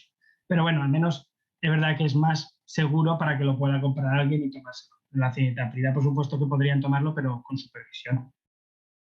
Perfecto. Javier nos dice, Doya, gracias por la webinar. Enhorabuena. ¿Es recomendable medir el ¿Es recomendable medir el residuo gástrico en pacientes con PEG frente a flatulencias? A ver, no es obligatorio, ¿vale? Pero si, por ejemplo, está teniendo muchas regurgitaciones o está teniendo después de darle la toma de la nutrición enteral, se nota claramente lleno y tiene incluso náuseas, ¿vale? O incluso puede regurgitar o vomitar. Ahí yo lo mediría un poco por luego comentarlo cuando vayáis al servicio de nutrición, ¿no? Para decirle, oye, mira, es que a esta velocidad de infusión pues tiene un residuo de tanto, ¿no? El residuo fundamentalmente se mide pues, aspirando por la PEG cuando haya pasado un tiempo. Habitualmente pues, podéis dar una hora y mirar. Entonces podéis ver según la velocidad de infusión o según el tratamiento que le hayan puesto un poco la respuesta. ¿Vale? Es decir, si antes tenía un residuo que salía con la misma presión a la hora, 10 mililitros de contenido gástrico todavía de nutrición y ahora le salen 5, o lo lógico es que está vaciando más rápido, ¿no? Sirve un poco, yo creo que puede servir en pacientes que tengan mucha regurgitación o náuseas o sensación de mucho llenado gástrico después de la infusión de la nutrición por PEG para valorar la respuesta al cambio de nutrición, de velocidad o a los tratamientos impuestos. En una persona así estándar que tenga ELA, aunque tenga la PEG y la nutrición, pero la está tolerando bien, no haría falta. ¿Vale? Sería un poco más en esa particularidad de pacientes que sí que se puede hacer. Por ejemplo, las personas en la UCI sí que se les mide el residuo gástrico, pero para saber si subes claro, como están intubados, inconscientes, la mayoría no sabes si están, digamos, llenos o no. Y se hace un poco para una valoración objetiva de cómo está ese estómago. Pero si el paciente puede manifestarlo o se puede ver un poco por cómo está él sintomáticamente de la tolerancia clínica, no hace falta aspirarlo. ¿Por qué? Porque cuando se aspira, pues al final de cuentas también puedes pegar la mucosa, puedes lacerarlo. Entonces, hacerlo particularmente en ese tipo de pacientes, es mi recomendación. Bien, voy a empezar con el hilo que tenía desde el principio, con las preguntas que me habían pasado, la mayoría de ellos las tengo que borrar. ¿Se puede coger un pellizco en el abdomen y determinar si es grasa o es hinchazón? A ver, obviamente, si la hinchazón nunca va a depender del panículo adiposo. Si tiene un panículo adiposo, que es el pellizco, ¿vale? Obviamente todo eso es grasa. O sea, eso, si uno, digamos, coge y nota debajo del pellizco el músculo, ¿vale? Y tiene un pellizco así de gordo y nota el músculo, eso es tejido adiposo, vamos, subcutáneo. Eso no depende de la distensión, eso depende de que el paciente pues, ha acumulado más grasa de lo que debía. Entonces, es verdad que, hombre, la distensión va a modularse, o sea, no va a ser constante. Entonces, si a veces por la mañana está más desinflado y por la noche está más hinchado, obviamente la grasa no cambia de la mañana a la noche. Entonces, si una barriga de repente por la mañana se puede medir, ¿no? Mide, yo no sé, 90 centímetros y por la noche mide 130 centímetros, pues eso no es grasa, no ha acumulado toda esa grasa. Entonces, por ejemplo, en la medición del perímetro abdominal puede determinar, sobre todo la variación, mejor dicho, en pocas horas a lo largo del día, pues puede determinar hasta qué punto es distensión, ¿no? En principio, por la mañana, recién despertado, sin comer ni beber, se debería tener el abdomen lo menos hinchado, ¿no? Entonces uno se puede medir ahí y dice, oye, pues me mide 90. Y al final del día, oye, pues me mide 95. O al principio del día me mide 120. Y al final de la noche me mide 125, por lo que tengo en grasa, porque no es distensión, porque no ha habido una variación, ¿no? Entonces, más que el pellizco, yo casi utilizaría la variación del perímetro abdominal de la mañana a la noche, que creo que es más fácil, a fin de cuentas, porque el pellizco depende en qué parte, depende de si realmente no sabes si estás tocando músculo al final o no. Es verdad que se utiliza en una medición antropométrica, por ejemplo, con un servicio de nutrición, para saber la cantidad de grasa que tienes. Hay una relación entre el pellizco que te dan típicamente aquí, que hay una especie de pincitas, y la grasa corporal que tienes. También lo más eficaz, pues bueno, es si estás en un servicio de nutrición, casi seguro van a tener una impedanciometría. La impedanciometría es lo que más mide el componente de grasa del peso corporal y puedes saber exactamente cuántas tu grasa, una mala, puedes hacer una impedanciometría. Pero yo creo que la de la medición del perímetro abdominal sería lo más útil, la variación. Entendido. Ahora me voy a permitir yo hacer una reflexión pública. Sí, al hilo de este último comentario y abusando de tu amabilidad, que no te vamos a dejar en paz, te quería comentar que cuando empezamos a percibir el proceso invalidante, no por eso dejamos de comer menos y tenemos menos hambre. Y esa ración de comida que suelen llamar basal se nos queda corta aun cuando no nos movamos. De tal manera que la posibilidad de engordar es bastante grande. Lo dejo ahí para que todos los compañeros lo recuerden. Dice Pilar, mi marido ha estado 7 meses con una barriga enorme, parecía barriga de embarazada, iba al baño 15 o 16 veces diarias y ya la tiene más reducida y va al baño 3 o 4 veces. No ha tomado nada. Y dice, no sé cómo lo habrá conseguido, pero desde luego es un artista, nos tendría que pasar el truco. Porque esa situación de molestia por estar y de incomodidad en la movilidad por tener esa barriga así es muy común entre nosotros, claro. A ver, en principio, cuando la hinchazón va a ir acompañada, o la distensión, mejor dicho, en este momento, va a ir acompañada de diarrea, seguramente hay algo más, ¿vale? No es una hinchazón ni distensión pura, no significa que sea nada grave, puede ser simplemente un sobrecrecimiento bacteriano, una alteración una disbacteriosis severa. Es como cuando uno toma antibióticos. Imagínate que uno se toma un antibiótico de amplio espectro, como la Augmentine, barre toda la barrera intestinal, va a tener diarrea y por otro lado se va a notar mucho más hinchado cada vez que coma, ¿vale? Y se va a hinchar más la barriga. ¿Por qué? Porque se ha alterado mucho la flora bacteriana. También hay procesos infecciosos que dan hinchazón y diarrea, que pueden curarse o disminuir espontáneamente. También depende a veces de la dieta. La dieta va a poder dar distensión e hinchazón, ¿vale? Entonces, y luego la patología funcional tiene muchas veces eso de misterioso, que saber la causa que lo provoca, muchas veces no llegamos a un diagnóstico efectivo, ¿vale? Muchas veces por eso llega un momento en el que tenemos que tratar el síntoma, ¿vale? Tratar la diarrea, tratar la distensión, tratar el dolor abdominal, sin saber que lo está provocando y entonces, porque no hay una prueba que nos vaya a decir lo que le está pasando al paciente, porque no sabemos todo lo que hay que saber de las personas que no tienen enfermedades, más que solo ese síntoma, como para saber cómo una enfermedad tan compleja como es la ELA puede influir en la motilidad o en cómo se mueve el aparato digestivo. Entonces es verdad que la patología funcional llega un momento en el que uno tiene que superar el querer saber qué está ocurriendo para intentar tratar las molestias que el paciente tiene, ¿vale? Y por eso es un tratamiento muchas veces puramente sintomático y no hacemos un tratamiento dirigido a nada, sino al síntoma, porque no sabemos qué lo está provocando en realidad. Entonces, ¿puede pasar? Sí. ¿Y pueden hacerse 8.000 cosas? Sí. Entonces, pero bueno, es verdad que seguramente hay algo más. No sea una distensión hinchazón pura, funcional, que es la que un poco venía yo a referir aquí, ¿no? Sino que haya sido secundaria algo.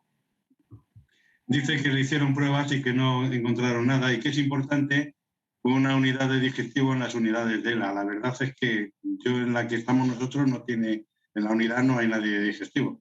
Precisamente por eso te estamos bombardeando tal vez.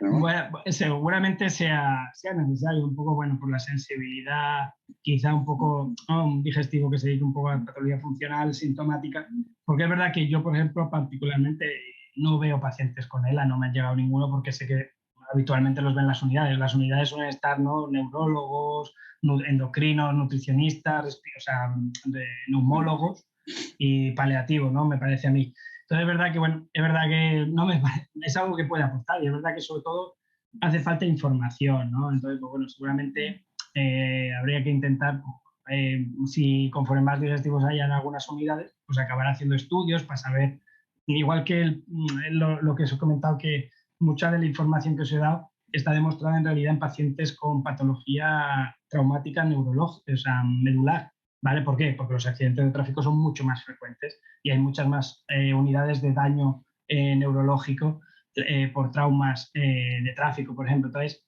es verdad que hay más estudios de tránsito colónico, de estreñimiento, porque bueno, son pacientes que al haber más volumen, al haber más sensibilidad sobre ellos, pues bueno, pues también es verdad que se investiga más. Entonces, pues, estoy a favor me parece perfecto de que haya digestivos en las unidades, al menos para ayudar, o al menos como decimos nosotros, como consultores. Porque bueno, pues uno bastante tiene un endocrino con saber de lo suyo como para saber cómo tratar el reflujo, ¿no? O el neumólogo, el neumólogo lo que quiere es que el paciente con ELA tenga una buena ventilación mecánica.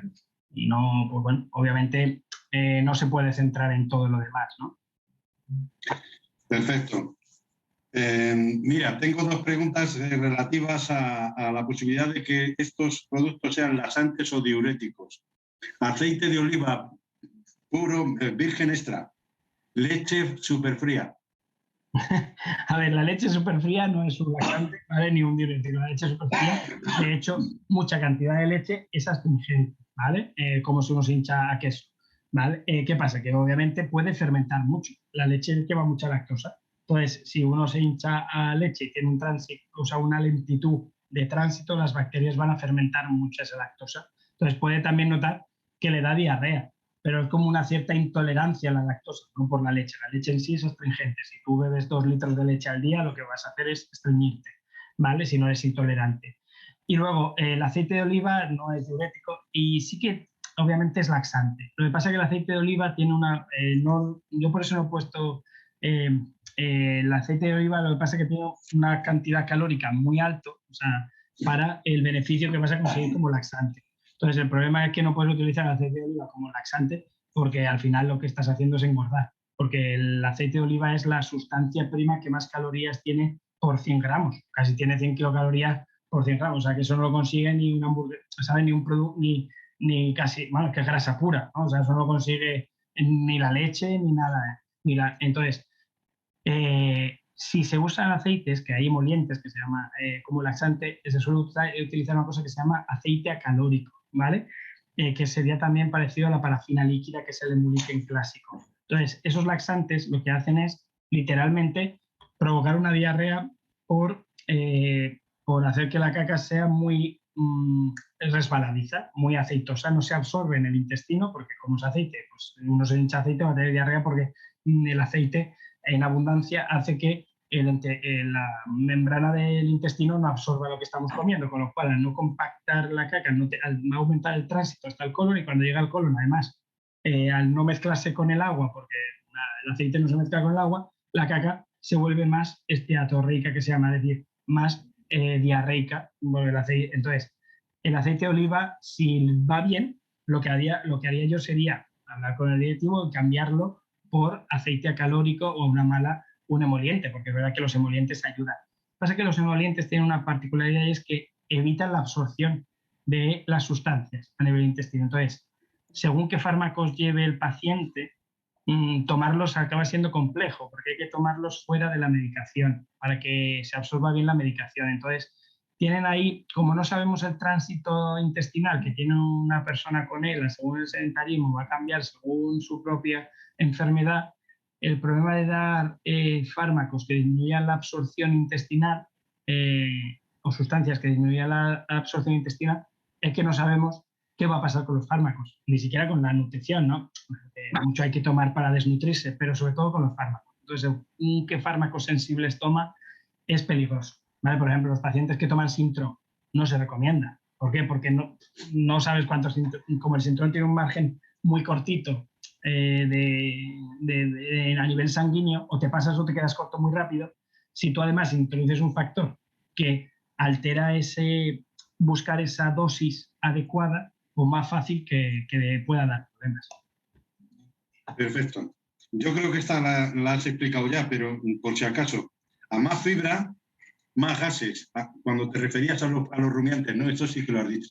Sí, exactamente. La fibra, sobre todo, ¿vale? La fibra, cuando alguien aumente la fibra, siempre va a tener de 3 a 4 semanas de un aumento llamativo de los gases, por el aumento de la fermentación.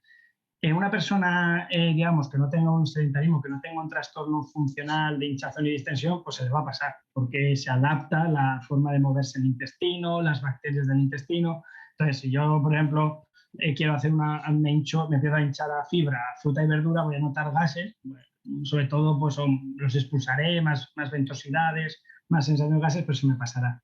Una persona que no va a adaptarse porque seguramente tiene esa alteración de la patología del sistema nervioso autónomo que no le va a permitir adaptarse a nivel de la motilidad y de la sensibilidad visceral intestinal, pues lo puede notar siempre. Entonces, por eso la fibra va a darle siempre gases. Esto tendería, si alguien tiene que tomar fibra, a hacer una fibra combinada fermentable, no fermentable. La fibra fermentable es la típica que se toma para ir al baño.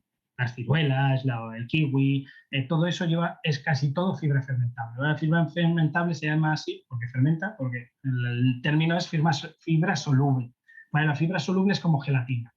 Entonces, da viscosidad a la caca y por eso hace que mejore el expulsivo. ¿Qué pasa? Que la fibra soluble da muchos más gases que la fibra insoluble. Entonces, la fibra insoluble va a dar menos gases. ¿Qué tiene de malo la fibra insoluble? Que es como leña. En vez de ser un gel, lo que va a hacer es que la caca se compacte mucho. Entonces, si se compacta demasiado, va a tender a dar un fecalón, que es una caca tan dura que se va a impactar y no va a haber forma de expulsarlo. Entonces, por eso yo en general disminuiría la cantidad de fibra, porque es mejor que un paciente con ELA casi o con una inmovilidad tan importante como una ELA vaya pastoso, como un niño chico. Olvidémonos de los mojoncitos porque es casi muy difícil que lo vaya a expulsar bien, que lo mueva bien, y yo casi tendería a decir que mejor menos mojoncito y más pastoso. Si se expulsa bien, luego si vemos que expulsa mejor el mojón, buscar pues el que tenga forma pero que sea muy plastilina, ¿vale? Pero un choricito duro seguramente se va a quedar impactado. Perfecto. Manuel Rodríguez tiene levantada la mano. Adelante, Manuel. Hola, buenas tardes, Javier. Hola, buenas tardes. Mira, yo me operé hace 5 años de la vesícula y entonces yo antes nunca tenía unas digestiones bien, expulsaba los gases perfectamente. En cambio ahora me cuesta más, bueno, la digestión va mucho más lenta, o lo conozco yo, ¿no? Y la expulsión de los gases es mucho más difícil.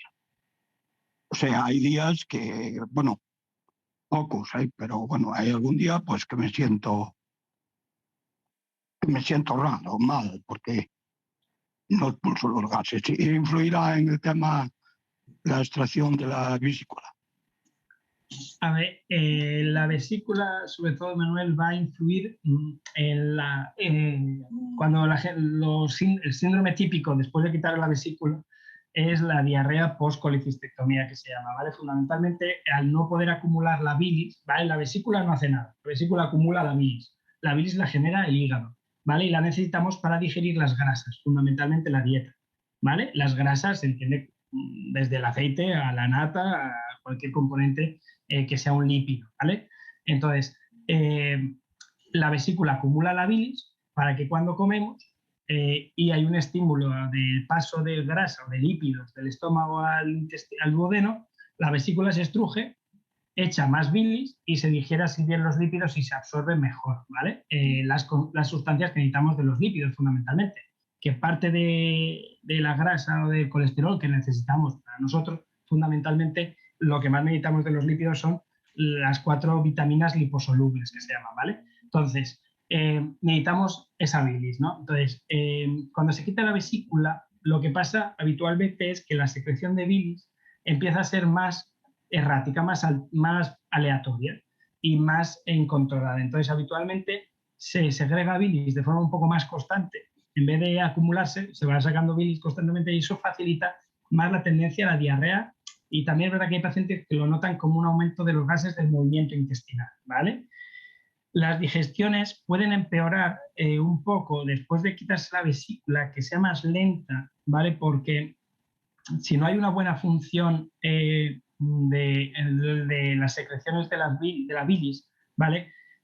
Todo esto funciona, en realidad, la forma de moverse el intestino funciona por señales hormonales, ¿vale? No solo eléctricas, funciona más por señales hormonales, igual que la del tiroides, ¿no? Para generar tiroxina, pues el cerebro manda una hormona, que es una sustancia química, a la glándula del tiroides y dice, pues, entonces, se ha visto que la bilis aumenta un tipo de hormonas en el duodeno, ¿vale? Que ayudan a la motilidad, a que se mueva bien la primera porción del duodeno.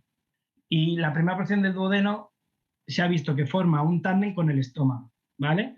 Y lo que clásicamente se llamaba dispepsia gástrica, que es la alteración de cómo se vacía el estómago, que da la sensación de digestiones lentas, de pesadez y tal, no es una solo del estómago, es gastroduodenal. Entonces, cuando quitamos la vesícula, hay personas que van a alterar mucho la forma de moverse esta primera porción del duodeno y eso les va a provocar síntomas gástricos de digestiones lentas, pesadez, lo típico de una dispepsia, que es como la llamamos nosotros. Entonces, que te hayas quitado la vesícula puede afectarte a que notes digestiones pesadas, sí, aunque no es el síntoma típico, ¿vale? Pero es verdad que hay gente sensible, que yo me encontré en la consulta, que después de quitarse la vesícula, oye, pues es que no me duele, no tengo cólicos de dolor, ni náuseas ni vómitos, que es lo típico de un cólico biliar, pero oye, las digestiones siguen siendo muy malas.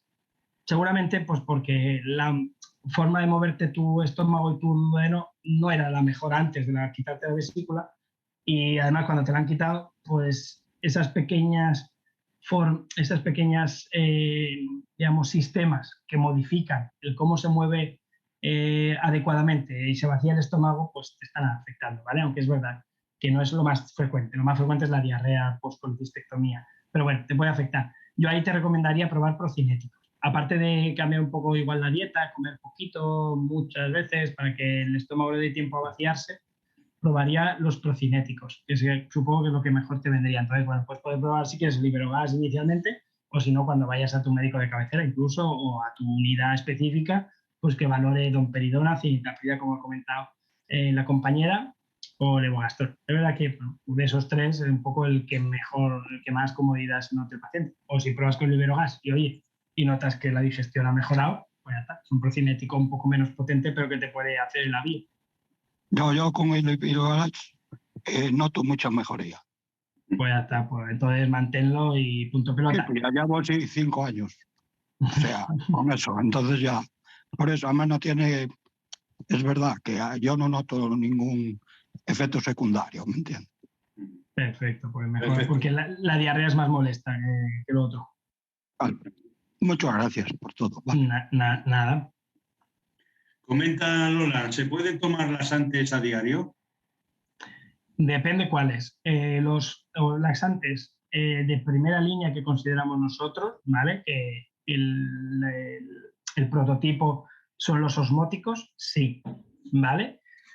Dentro de los de primera línea, los laxantes osmóticos están los fumadores de bolo, bueno, el Dufadal, los clásicos, ¿vale? Todos esos son laxantes osmóticos de primera línea.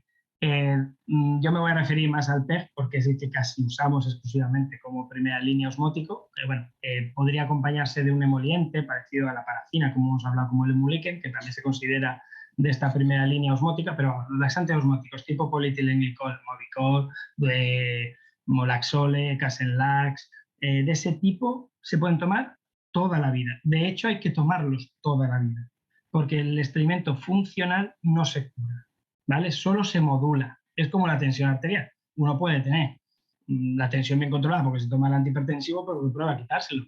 Va a alterarse porque es una alteración que no se cura. Lo que estamos haciendo es tratar ese tránsito lento, que ese colon no se mueve bien, ¿vale? Entonces, por ejemplo, el motivo por el que más se recibe el laxante, o sea, el estreñimiento funcional en las mujeres, que es el más frecuente, ¿no? Por eso todos los anuncios de laxantes son mujeres, porque lo dejan, porque ven que empiezan a tomar laxante, mejoran y cuando están bien lo quitan. Y es el error. Los laxantes, si son de este tipo, de esta familia, ¿vale? Se pueden tomar de por vida y se deben tomar mientras el paciente va bien al baño. Va bien significa, según lo que buscamos en ese tipo de pacientes, sea a diario, sea hablando, pues que él esté bien, ¿no? Y mantiene la dosis que sea, 1, 2, 3 sobres, 30 gramos, la que sea, 30 gramos y Embliquen, lo que haga falta para que vaya dentro de ese tipo de laxantes de primera línea.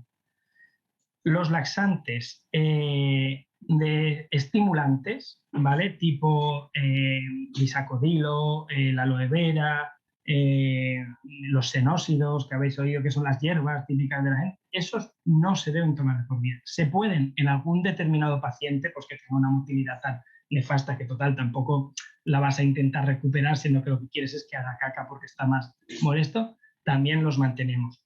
Pero es verdad que eso sí que 100% bajo supervisión. ¿Por qué? Porque los laxantes estimulantes a largo plazo generan dependencia. Es decir, cada vez vas a necesitar más dosis, hasta que al final tu intestino se vuelva completamente parético, es decir, separe, ¿vale? Entonces, ese tipo de laxantes no se deben tomar de mantenimiento. Los osmóticos se pueden tomar de por vida porque nunca generan dependencia. Lo que puede pasar es que igual hoy necesites un sobre, dentro de 3 años necesites 3, pero eso no es dependencia, eso es que ha cambiado la forma de moverse tu intestino. Entonces, los laxantes osmóticos, toda la vida sin ningún tipo de problema. Bien, te voy a formular una que me gusta mucho, a ver si soy capaz, porque tal como está escrita, sería imposible.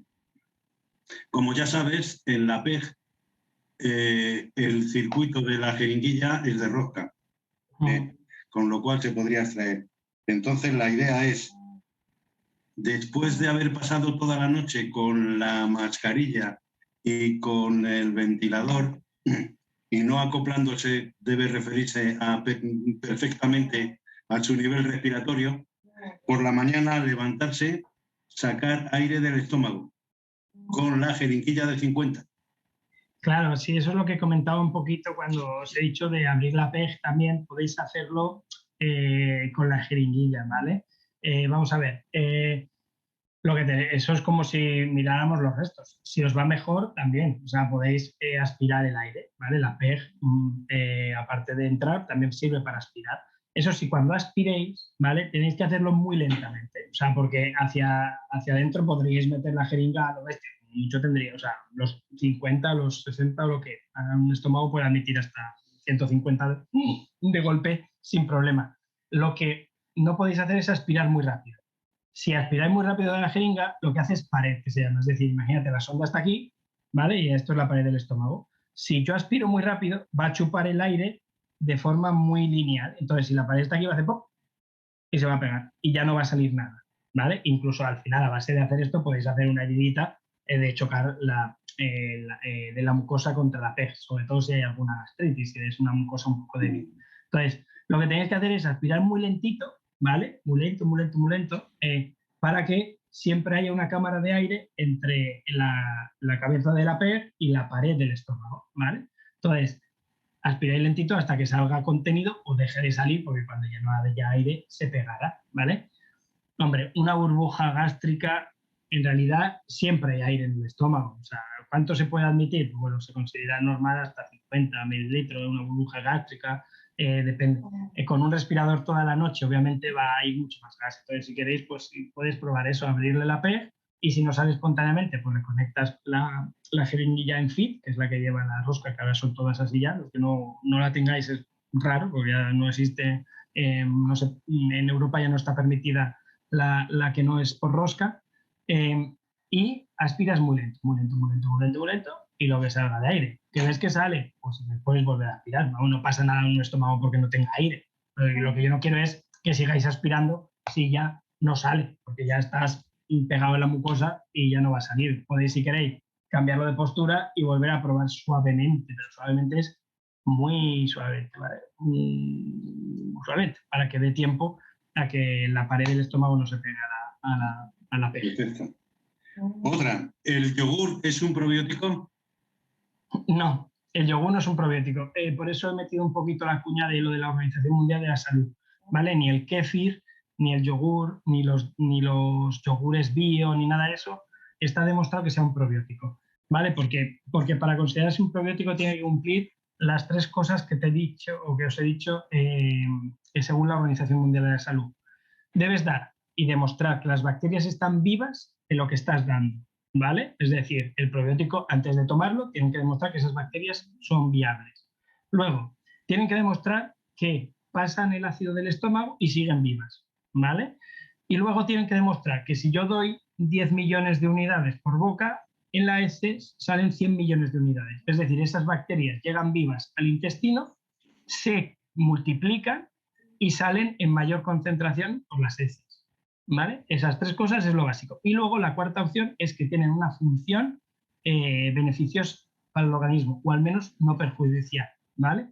Entonces, si no cumplen esas 4 cosas, no se puede poner el epígrafe de probiótico. Es por lo que los fármacos bio ya no se pueden llamar bio, ni pueden decir que son probióticos, ni el Lactimel lleva probióticos, pueden decir que llevan prebióticos, Los prebióticos son sustancias que facilitan hipotéticamente que esas bacterias o que las bacterias más beneficiosas crezcan en el intestino. Entonces, los prebióticos sí que puede ser un yogur considerado un prebiótico según las sustancias que lleva, pero un probiótico no. O si en Europa pone que es un probiótico, es porque en principio ha demostrado esas 4 opciones, ¿vale? Esas 4 cosas. Si no, no puede ser considerado un probiótico. Y no es un probiótico, por lo tanto, ningún yogur actualmente, porque la mayoría de las bacterias están muertas y las que no lo están se mueren en el estómago. Otra pregunta, ¿existen osmóticos en comprimidos? Sí, a ver, actualmente hay uno solo, ¿vale? Que se llama Evacqua, ¿vale? Con V. El Evacqua es fundamentalmente, ya diré, ahí se me ha ido. Magnesia, ¿vale? Es una sal de magnesia. La sal de magnesia es un laxante que se considera dentro de la gama de los osmóticos, ¿vale? Clásicamente la magnesia, la Cinfa creo que se llamaba la clásica, ¿vale? Y ahora saca uno que se llama Evacqua, que son cápsulas, ¿vale? No son comprimidos, son cápsulas. Es el único que existe en estado sólido. El Evacqua lo único que lleva un poco de fibra, lleva inulina, que es una de las sustancias que lleva fibra. Entonces, la inulina a veces puede hacer el efecto de la fibra, dar un poco más de gases, pero vamos, se puede probar. Se tomaría igual que un laxante osmótico tipo Molaxo, tipo sobre, ¿no? 1, 2 o 3 cápsulas al día. El único tema del Evacqua es Evacqua, o sea, E-V-A-Q-U-A, Evacqua, ¿vale? Porque hay uno muy clásico que se llama Evacuol, que es un laxante estimulante, ¿vale? Es un senósido, entonces ese no. O sea, entonces en la farmacia a veces igual lo entienden mal y os van a dar el Evacuol, no. Este se llama Evacqua. Ese es el único laxante osmótico, o que se puede considerar osmótico, que es de magnesia, que está en pastillas en España, ¿no? Entendido. Perfecto. Esta otra, a ver, si ya existía reflujo antes de la PEG, con la PEG será peor, creo que quiere decir. Probablemente. No mejorar, es raro que mejore. Puede mejorar por una única cosa, y es que yo que soy muy positivo siempre, no vamos a pensar, a ver, la PEG tiene un tubito por dentro del estómago, ¿vale? Está la pared del estómago, está la parte que nosotros vemos por fuera donde conectamos la jeringa y luego tiene una parte interna que es donde está la PEG. Entonces, habitualmente es lo que ponía en el dibujito, esa PEG, o sea, este tubito que va por dentro del estómago va a mirar hacia la salida del estómago, ¿vale? Va a mirar hacia el antro, que nosotros llamamos. El estómago tiene la parte del fundus, que es la parte donde estaba la burbuja esa de gas, el cuerpo, que es donde se pone la PEG, que es la mitad, y el antro, que es donde conecta con el duodeno, es la parte final del estómago. Entonces, la sonda PEG, por la motilidad del estómago, va a tender la punta a mirar al antro, ¿vale? Del estómago. Entonces, si se pone una infusión muy, muy lenta, al estar tan cerca del antro, si no da tiempo, o sea, si no se llena todo el estómago, ¿vale? Es verdad que puede ir infundiéndose del antro al duodeno, y no llenar el estómago y no empeorar el reflujo. De verdad que si una persona tiene reflujo, cuando se pusiera la PEG, yo recomendaría una infusión muy de la nutrición, ¿vale? Y de la mucho más lenta habitual, igual que probar gota a gota, casi más que en bolos o en tomas, ¿vale? Porque en tomas casi seguro que sí que lo empeoraría porque le va a meter más volumen y si tiene eso. A ver, también, si una persona tiene un reflujazo tan severo que no responde a ningún tratamiento médico y se ha puesto una PEG de una forma, digamos, endoscópica todavía, porque a nivel respiratorio lo ha tolerado, ¿no? La sedación para colocar una PEG, aunque esté lo suficientemente mal como para no deglutir, pero que respiratoriamente pueda tolerar una intubación, yo me valoraría, si tiene un reflujazo muy severo antes de la ELA, operarme en el momento antes de necesitar o de que está a peor a nivel ventilatorio, ¿vale? El reflujo se puede operar, se puede hacer una funduplicatura, que se llama una funduplicatura, es como una especie de nudito arriba del estómago para evitar ese reflujo ácido. ¿Qué pasa? Que obviamente es una cirugía, obviamente va a necesitar una intubación, obviamente un paciente que ya está muy deteriorado a nivel respiratorio, obviamente igual no tiene sentido someterlo a eso, pero si tiene una cierta independencia ventilatoria, que o sea, se puede hablar con el cirujano, claro, es una decisión muy multidisciplinar, pero bueno, hablando con el cirujano, hablando con el anestesista, hablando con el propio paciente, entendiendo que se va a someter a una intubación, pero bueno, luego puede y que se cree que se va a poder extubar o no, y que no va a depender de ventilación ya entonces mecánica invasiva ya el resto del tiempo, pues bueno, se puede valorar operar. Obviamente yo creo que es el único paciente que me lo plantearía es un paciente que me contara que tiene un reflujo salvaje mucho antes del diagnóstico de la PEG, o sea, de la ELA, perdón, que no se podía tratar ya de ninguna forma y que además ahora justamente pues lo han diagnosticado una ELA y igual pues una ELA en un estadio inicial dice, mira, ¿por qué no te haces ya una fundoplicatura ahora, aunque estés como bien controlado o ahora mismo justo no tengas síntomas? ¿Por qué? Porque además el único efecto secundario de una fundoplicatura en realidad es la disfagia, ¿vale? El único problema de una fundoplicatura es que si el nudo aprieta mucho, pues no puedas tragar, ¿vale? O sea, bueno, puedas tragar, pero no te pase la comida del esófago al estómago. Creo que si te van a poner una PEG tarde o temprano, porque o ya te la van a poner, pues igual puedes valorar hacértelo incluso en el mismo, porque ya vas a dejar de tragar, ¿no? Entonces, bueno, es una decisión muy quizá fuera de off-label, que decimos nosotros, es decir, fuera de protocolo, pero bueno, también, como digo yo, el tratamiento sintomático está fuera de cualquier protocolo, ¿no? Entonces, pues bueno, se podría valorar. Entiendo.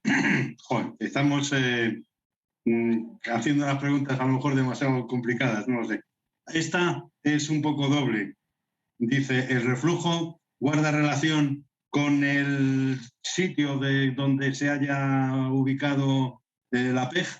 Y en ese caso, ¿es mejor un sistema radiológico para la PEG que cualquier otro? A ver, no, en principio, a ver, esto se responde según mi apreciación. ¿Por qué? Porque, claro, obviamente no podemos asegurarlo, no lo sabemos. O sea, a nivel científico no se sabe, ¿no? Porque no hay un estudio que te diga si la situación de la PEG influye en el reflujo, ¿no? Un estudio a nivel científico. Basándome un poco en lo que sabemos hasta ahora de otras cosas y fusionándolo un poco con lo que yo he visto, no. ¿Vale? La situación de la PEG no va a influir en el reflujo. El reflujo depende casi exclusivamente de la presión de la válvula a nivel del cardias, ¿vale? Y de la relación diafragmática con el cardias. Influye más, por ejemplo, con el respirador que va a mover el diafragma que con una PEG, para que te hagas una idea, por la presión y tal. Entonces, yo en la PEG no creo que influya en el reflujo.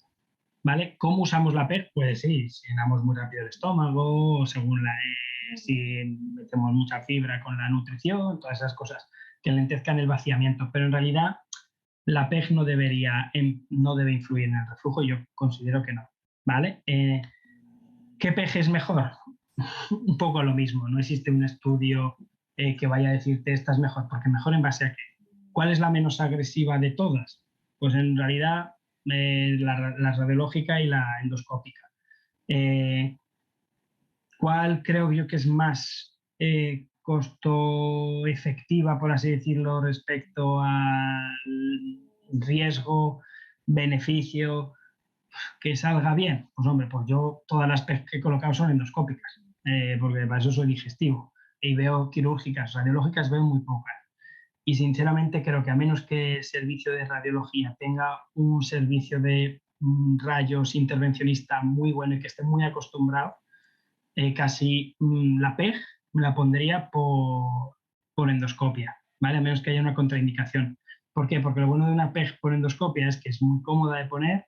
Ahora existen sistemas en un solo acto, digamos, con un solo endoscopista, que antes eran más complejas. Lo bueno de la PEG radiológica, o sea, lo bueno de la PEG endoscópica es que puede poner un calibre chiquitito y siempre se puede ir aumentando si la tunelización es más grande, porque claro, nosotros el agujero lo hacemos como el radiólogo casi, o sea, por eso es verdad que la quirúrgica es la que dejaría la última, eso está claro, porque el agujero que yo voy a hacer es exactamente del diámetro del tubo que voy a pasar, ¿vale? Porque abro con una especie de aguja. Entonces, es más fácil que quede bien cerrada, porque uno de los problemas que puede dar la PEG es que el agujero sea más grande que el tubo y entonces salga el contenido alrededor de la PEG, ¿vale? Entonces eso tiene a veces mala solución. Si además se ha puesto una PEG muy gorda, de primeras, los endoscopistas habitualmente ponemos una PEG chiquitita de 18 a 20 French, que luego podemos subir a 22. pero hay hasta 30 habitualmente. Entonces, nos da mucho margen para, según cómo se adapte esa tunelización del estómago, ponerla. Luego, la PEG endoscópica creo que tiene la ventaja de que uno ve claramente dónde está pinchando la PEG por el endoscopio, ¿no?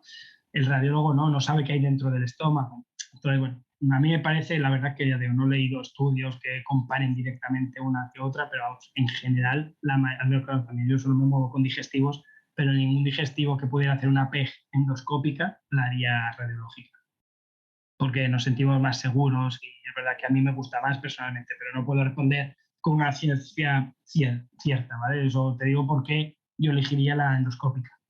Para hacer una yeyunostomía, ¿vale? Que es otro concepto que no usan tanto los pacientes con ELA, pero que pueden oír, la yeyunostomía es una especie de lo mismo, pero mucho más bajo, va directamente al intestino delgado.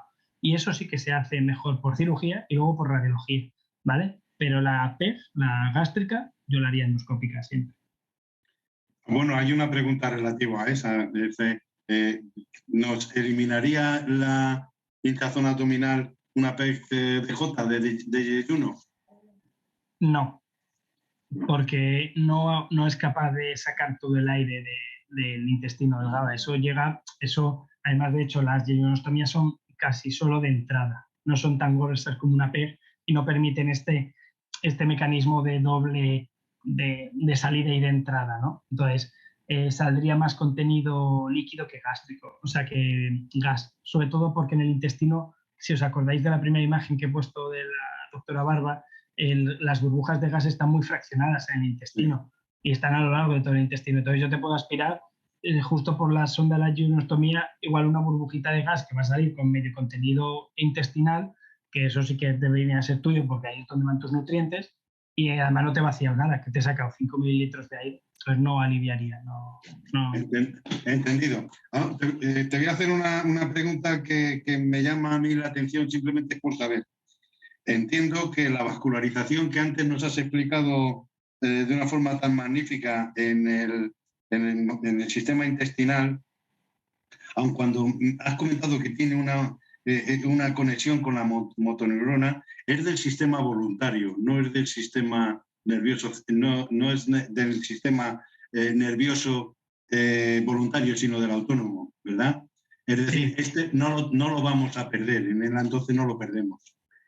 No, se va a alterar en situaciones muy, muy, muy profundas por el componente vulvar un poco, ¿vale? Porque el sistema nervioso autónomo depende de partes profundas del cerebro, ¿no? Igual que la respiración un poco al final, ¿no? Entonces, el sistema, es verdad que la motoneurona obviamente es voluntaria y no va a afectar tanto a los nervios del sistema nervioso autónomo, pero en fases más finales de la ELA o muy evolucionadas, el sistema nervioso autónomo a nivel la neuromotilidad autónoma o autonómica se va a venir un poco alterada, porque también se va a alterar un poco la sensibilidad, es por lo que pues también el tema de la diuresis, ¿no? de orinar espontáneamente, de la expulsión, del recto, todo eso en realidad es musculatura lisa controlada por el sistema nervioso más involuntario o autónomo. Pero al final, en fases evolutivas, es verdad, en los primeros años va a ser puramente voluntaria y ahí no va a verse afectada. Pero a largo plazo sí que parece que se ha visto que también yo creo que, hombre, es un poco la evolución de la enfermedad también, de estar sentado todo el rato, claro, no se mueve igual el sistema circulatorio, depende también de que nos movamos, ¿no? Es como la osteoporosis, ¿no? Pues una persona con 20 años de sedentarismo va a tender a una osteoporosis brutal, aunque no dependa del deterioro de la motoneurona, ¿no? Voluntario, pero es porque es como eso lo marca el sistema nervioso autónomo, ese manejo del cáncer. Entonces, es un poco parecido, es como un reflejo exacerbado, porque a todo el mundo le pasa, o sea, todo el mundo roba vasculatura del territorio periférico para llevarla al territorio esplánico que se llama, o el intestinal cuando digerimos, ¿vale? Porque necesitamos más sangre, todos la sacamos de ahí, por eso todo el mundo, o no todo el mundo, pero mucha gente se le quedan las manos frías o las extremidades frías después de comer, ¿vale?